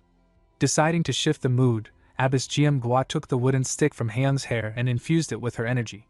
As she demonstrated the rampant tempest sword art, Sewon carefully observed, noticing that it differed greatly from what he had previously seen. He became particularly intrigued by its principle of reflection, considering how it might be integrated into his own martial arts. Once the demonstration ended, he expressed his sincere gratitude, acknowledging the immense value of what he had learned. Abbess Jeomgwa returned the stick to Haeyoung and simply remarked that she hoped it would be useful. Curious, Sewon questioned why she would share such a precious technique with someone outside the Ma sect. In response, she revealed that she had her reasons and then proposed that he accompany her to meet her master. When Sewon asked why, she explained that she intended to request that her master accept him as a disciple. Taken aback, Sewon hesitated. He felt that he had already received too much from them and expressed concern about the restrictions of the sacred place, where men were typically forbidden. Abbess Jeomgwa responded that she had always believed Sewon acted far too mature for his age, and that he was finally behaving like someone his age. She made it clear that she was not joking and warned him not to take her words lightly. Her statement surprised everyone present. Sewon, upon hearing this, began to reflect. He realized that if she was referring to her master, then it must be someone he had encountered before while dealing with Li Ho Zong, the Grand Sect leader of the Ma sect, Nun Bo Yun, renowned as the finest divine physician in the entire realm. He understood that with her healing abilities, there was a possibility that he could completely overcome the heavenly core. Abbess Jiangua further reassured him that he need not worry about being bound to the Ma sect. She explained that she intended to request his acceptance as an outer sect disciple, which would allow him to maintain his ties to his clan. Chong Yun, unable to contain her surprise, muttered that becoming an outer sect disciple of the grand sect leader was far too much, even for someone like young Master Tang. However, Abbess Jiangua immediately silenced her with a firm command. Meanwhile, Haeung's thoughts drifted elsewhere. She realized that if Sewon were to become the grand sect leader's disciple, it would make him her senior. The realization caused her face to flush with embarrassment. Sewon, however, remained composed. He respectfully cupped his hands and expressed his gratitude for the offer, but ultimately declined. Inwardly, he reasoned that the future was already changing and that he needed to act quickly. Moreover, the fate of the poison demon remained uncertain, adding to his urgency. Abbess Jiangua let out a quiet sigh, remarking that she now understood the burden carried by the alliance leader. Sewon clarified that his refusal was not meant as disrespect toward the Ma sect, and he sincerely hoped she would understand his situation with magnanimity. In response, Abbess Jiangua remarked dryly that he had first delivered a blow and was now offering the cure. The patriarch, observing the exchange, was struck by how much Sewon had grown. From once merely following the alliance leader, he was now being offered the chance to become a disciple of the divine physician. It was a transformation that left him quietly astonished. The scene then shifted to a dense forest. A voice broke the silence, complaining about someone choosing such an inconvenient place to reside. The speaker was revealed to be the Sword Demon, vice leader of the blood cult. A short distance away, the poison demon sat within a pool of blood, recovering from his battle with Sewon. When he noticed the Sword Demon, he calmly asked what had brought him there. The Sword Demon observed that the poison demon's body had grown lighter, hinting at a transformation. The poison demon responded mockingly, asking whether the Sword Demon would like him to attach his missing arm in place of his own. Angered by the provocation, the Sword Demon threatened to cut off his insolent mouth. However, the poison demon remained unfazed and pointed out that he clearly had not come merely to inquire about his condition, suggesting instead that the blood demon had sent him. This accusation provoked the Sword Demon further. He unsheathed his sword and pressed it to the poison demon's neck, questioning whether he had a death wish. In response, the poison demon smiled eerily, and the sword began to melt under the influence of his power. Reacting quickly, the Sword Demon launched a chi-infused slash, but the poison demon easily evaded it. Moments later, the sword itself dissolved completely. Raising his remaining arm, the poison demon asked if the sight was not beautiful. The Sword Demon, observing carefully, realized that the poison demon had surpassed a major threshold and reached the peak of the evolutionary realm. The poison demon declared that he had obtained the heavenward tear blossom and instructed the Sword Demon to relay this information. Curious, the Sword Demon questioned how someone of such strength could have lost an arm. The poison demon offered no answer, responding only with laughter. Recognizing the futility of further engagement, the Sword Demon dismissed him as a man and departed swiftly. Once he was alone, the poison demon's laughter subsided. He quietly remarked that such an outcome had been expected, admitting that he could not bring himself to kill his precious disciple. He then murmured that they would meet again soon. The scene shifted once more, this time to Gansu province. Inside a building, a figure clad in a black hoodie entered while carrying a bag. A maid greeted him upon arrival, while a middle-aged man in blue attire awaited him. The hooded man placed the bag on the table, revealing a severed head within. The sight shocked the maid. The man casually apologized for his abrupt entrance, explaining that it was simply a target he had dealt with before arriving. He then took a seat across from the man in blue. The host welcomed him warmly and invited him to eat. Removing his hood and mask, the visitor revealed himself to be a young man. He took a sip of tea and remarked that the task he had completed had not been difficult. When asked about the taste of the tea, he immediately spat it out, complaining about its bitterness, and joking that he would have believed it was poison if told so. The maid, offended by his behavior, silently fumed at his lack of respect toward the clan head. The older man, however, apologized, explaining that he had believed the tea to be of the highest quality. The young man dismissed the matter, stating that he had never liked bitter tea and had merely been curious about expensive varieties. At the host's command, the maid went to prepare desserts, while the young man expressed his approval with a smile. Leaning back and placing his feet on the table, he casually asked who his next target would be. The clan head produced a black check and praised the young man's boldness, promising a generous reward befitting the Li clan merchant group's reputation. He then revealed the target, Tang Sewon, the rightful heir of the Sichuan Tang clan. After a brief silence, the young man refused outright, stating bluntly that the clan head's son had deserved his fate. Before the conversation could continue, a disturbance outside drew their attention. Li Hozong, whose arm had been severed by Sewon, appeared in a deranged state, having just killed a guard. He shouted incoherently, claiming he had killed Tang Sewon. The maid, trembling, called out to him, but he immediately killed her upon noticing her presence. He then stormed into the room, confronting the two men inside. Recognizing the situation, the young man calmly remarked that his assumption had been correct. Li Hozong, consumed by rage, accused him and charged forward, intent on killing him. However, the young man dealt with him effortlessly, pinning him to the ground and rendering him unconscious in an instant. His attention then shifted to the severed arm. Upon examining it, he recognized the technique used to cut it and found it intriguing. Reconsidering his earlier decision, he announced that he would accept the request after all. When the clan head questioned this sudden change, the young man drove his dagger into the table and instructed him to prepare the payment generously. As he made this decision, a thought lingered in his mind. He needed to understand how a member of the Tang clan could possibly know his secret technique. The scene shifted to the Tang clan, where the previous escort name board had been replaced with a new one. A large number of people had gathered, and at that moment, a guard announced the arrival of the clan head. Instantly, everyone turned their attention toward the entrance. The Jew clan head of Sichuan's small to medium sect respectfully cupped his hands and congratulated the Tang clan head on the opening. Standing beside him, the leader of the righteous sword sect of Sichuan's small to medium sect also greeted him politely, remarking that it had been quite some time since their last meeting. Tang clan head Muyao acknowledged their presence calmly, noting that they had all come. The Jew clan head responded that, as allies of the Tang clan, they could not possibly miss such an occasion. The righteous sword sect leader agreed, though with a slight cough. Muyao simply responded that he understood. The righteous sword sect leader then nervously offered an apology for any offense caused over the past months. However, Muyao stepped forward and, without dwelling on the matter, stated that it was a fine day and encouraged them to enjoy themselves before returning home. The sect leader attempted to address him again, correcting himself from Tang clan to clan head, but Muyao continued walking without another word. Nearby, two men quietly muttered that the position truly shaped a person, noting that Muyao was no longer someone to be taken lightly. Another added that the Tang clan was already fully booked for the next 6 months with high-priority escorts. At that moment, a woman stepped forward and asked if it was true that the young clan head had severed one of the poison demon's arms, praising his unmatched talent in Hubal. Muyao merely chuckled and brushed off the compliment. Among the crowd, Chongyun, a first-class disciple of the Ame sect, looked around in amazement and excitedly remarked on the sheer number of attendees, suggesting that the Tang clan escort agency might soon represent all of Sichuan. Standing beside her, Abbess Jianghua, the leader of the Ame sect, agreed that the Tang clan would surely continue to prosper. Chongyun added that such success was only natural with the young master of the Tang clan present.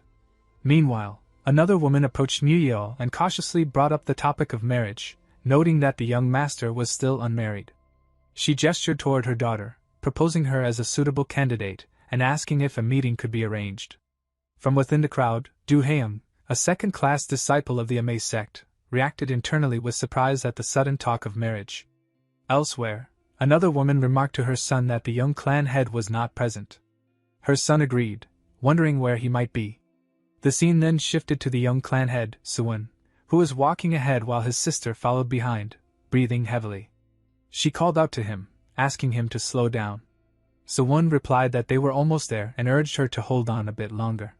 She pointed out that he had said the same thing an hour ago, but Sewon smiled and insisted that this time it was true. She complained that although she had been preparing since early morning, she had not expected such a grueling outing. Sewon chuckled, saying that physical movement was always beneficial. Internally, he noted that in the past, she would have already grown angry, but now she was merely sulking. As they continued forward, she questioned whether it was acceptable not to see off the Ame sect. Sewon felt some regret but reasoned that it was better to keep their distance to avoid potential trouble. He also acknowledged that he would need to remain constantly on the move, leaving him no time for such formalities. She nervously grabbed his shoulder and mentioned that the Dark Flower Corps had expressed dissatisfaction. Sewon explained that it was likely because they had requested a scholar from the Alliance to act as their escort instead. Although she admitted she was concerned, Sewon dismissed the complaints, stating that the dark flower core was clearly overstepping. She, however, reminded him that their behavior was not purely selfish, and that soothing the hearts of discontented subordinates was an important virtue for a young clan head. Sewon accepted her words respectfully. She then affectionately patted his head, calling him a rascal. Sewon protested that he was no longer a child, but she replied that in her eyes, he would always be 5 years old. He countered that no child could be his size, prompting her to laugh and remark that there was one right in front of her. Later that night, the two entered an abandoned mine, Sewon holding a wooden torch to illuminate their surroundings. She wondered why he had chosen such a useless place, recalling that it had once been abandoned by the Ame sect.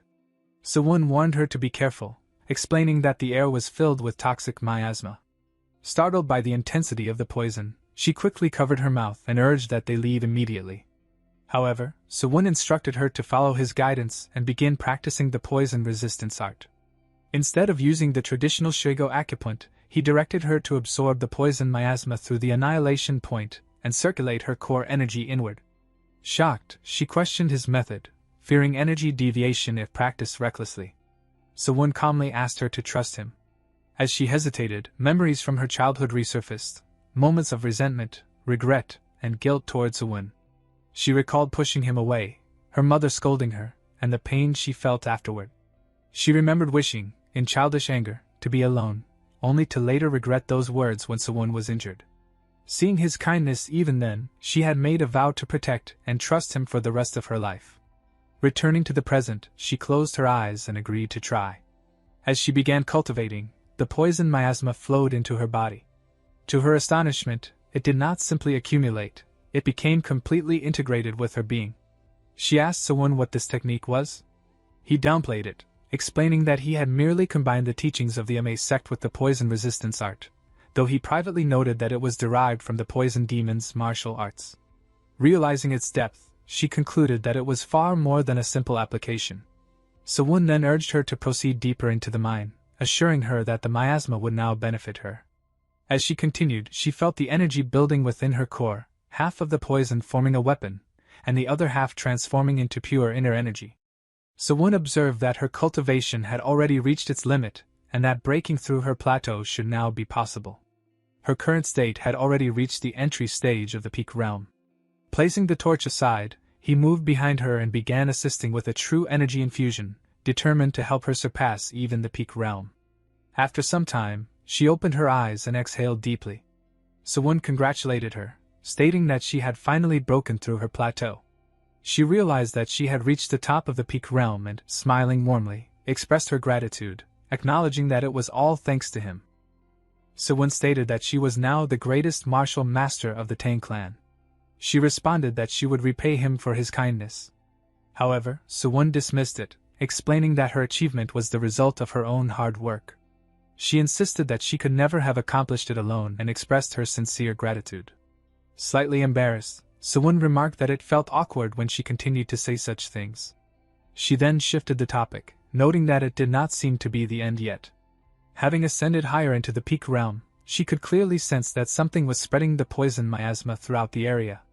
Sewon picked up the torch and agreed, suggesting that they proceed deeper. As they moved forward, she grew tense. Inwardly, she realized that ordinary poison herbs or flowers could not compare to such dense miasma. She suspected that a poisonous creature must be lurking somewhere nearby, and that they might soon face a life-or-death battle. At the same time, she believed that obtaining the creature's core essence would greatly benefit Sewon's heavenly core. With that determination, she continued to follow him.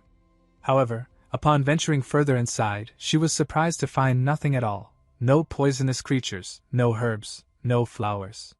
Sewon, smiling faintly, crouched down and examined a rock on the ground, announcing that he had found what they were looking for. Confused, she pointed out that it was merely discarded black waste ore. Sewon confirmed her observation but explained that it was a mineral long overlooked. He released a trace of his inner energy and revealed that, when exposed to air for over 10 years or infused with inner energy, the ore emitted extreme toxicity. It was, in fact, a mineral poison that had long been dismissed as a myth. She was astonished, questioning whether such a mineral poison truly existed. Sewon admitted that he had only read about it in books and that this was his first time witnessing it firsthand. Curious, she asked how he had come to know of it. Sewon explained that the discovery stemmed from a miner who had once visited the medicine hall. The man's body had accumulated a severe poison miasma over time, and he had revealed that he had worked in this very mine. She acknowledged his insight as remarkable. Sewon, however, remarked that there had been no definitive proof and that they had simply been fortunate. Privately, he reflected that it was not luck at all, but knowledge uncovered by the blood cult. Regardless, he recognized that the Black Waste could open a new path for the Tang clan's poison arts, which had been declining due to lack of resources. She agreed, expressing excitement at the thought that their clan's poison arts could be revived, and looked forward to seeing how pleased their father would be. Sewon shared her anticipation and suggested they begin immediately. Reaching into his outfit, he prepared for the task ahead. She hesitated and asked what exactly they were going to do. Sewon revealed several bags, prompting her to question their purpose. He then walked toward a nearby pickaxe, explaining that the miners had left behind tools such as shovels and pickaxes. At present, only 2 people in the clan could withstand the poison miasma of the Black Waste himself and her. With that, he picked up the pickaxe. Some time later, she found herself mining the ore while Sewon shoveled it into bags. He corrected her technique, telling her to swing the pickaxe properly. Frustrated but determined, she raised it high and brought it down with full force, inwardly vowing never to go on such an outing with him again. The scene then shifted to the Tang clan's grand training ground, where members of the Dark Flower Corps sparred intensely. One member muttered bitterly about the pointlessness of their training. His companion asked what was wrong, and he vented his frustration, questioning whether they would ever be given another chance to prove themselves. By appointing a scholar as a security escort instead of a martial artist, the clan had effectively declared the Dark Flower Corps unnecessary, despite their willingness to give their lives for the Tang clan. At that moment, a red-haired member approached and bluntly stated that it was their own fault for losing the young clan head's trust after failing to stop the assassin. The first man reacted angrily, warning the newcomer to learn when to speak and when to remain silent. The red-haired individual countered that he should blame himself instead of whining like a loser. Enraged, the man shouted back, questioning how they could have possibly stopped Sun Wugen's surprise attack. The red-haired member responded coldly that such excuses were exactly what defined losers, and that those lacking strength should simply train harder. The confrontation escalated as the man grabbed him by the collar, demanding he repeat his words. Just then, Huyang, the vice corps commander of the Dark Flower Corps, intervened and ordered them to stop. The man immediately released his grip and apologized. Huyang acknowledged their concerns but stated that the young clan head must have his reasons. Still dissatisfied, the man questioned the decision to assign a scholar as a bodyguard. Huyang fell silent, inwardly wondering what the young clan head was truly planning. The scene then shifted to the market, where Seal walked backward after finishing her shopping. She felt satisfied that she had gathered enough to prepare a proper meal and considered buying a little more to show her gratitude, especially since it was something the young clan head enjoyed. At that moment, a man approached her and politely asked for directions, explaining that it was his first time in Sichuan and that he wished to find the Tang clan. Observing his appearance, Seal assumed he was a scholar and, relieved that he was not a martial artist, decided it would be acceptable to guide him if he was an honored guest. She invited him to follow her, mentioning that she worked there as a maid. The scholar thanked her, and as they walked, he began speaking incessantly about the tragedy of a general choosing the wrong lord. Seal gave brief responses, though internally she found him rather talkative.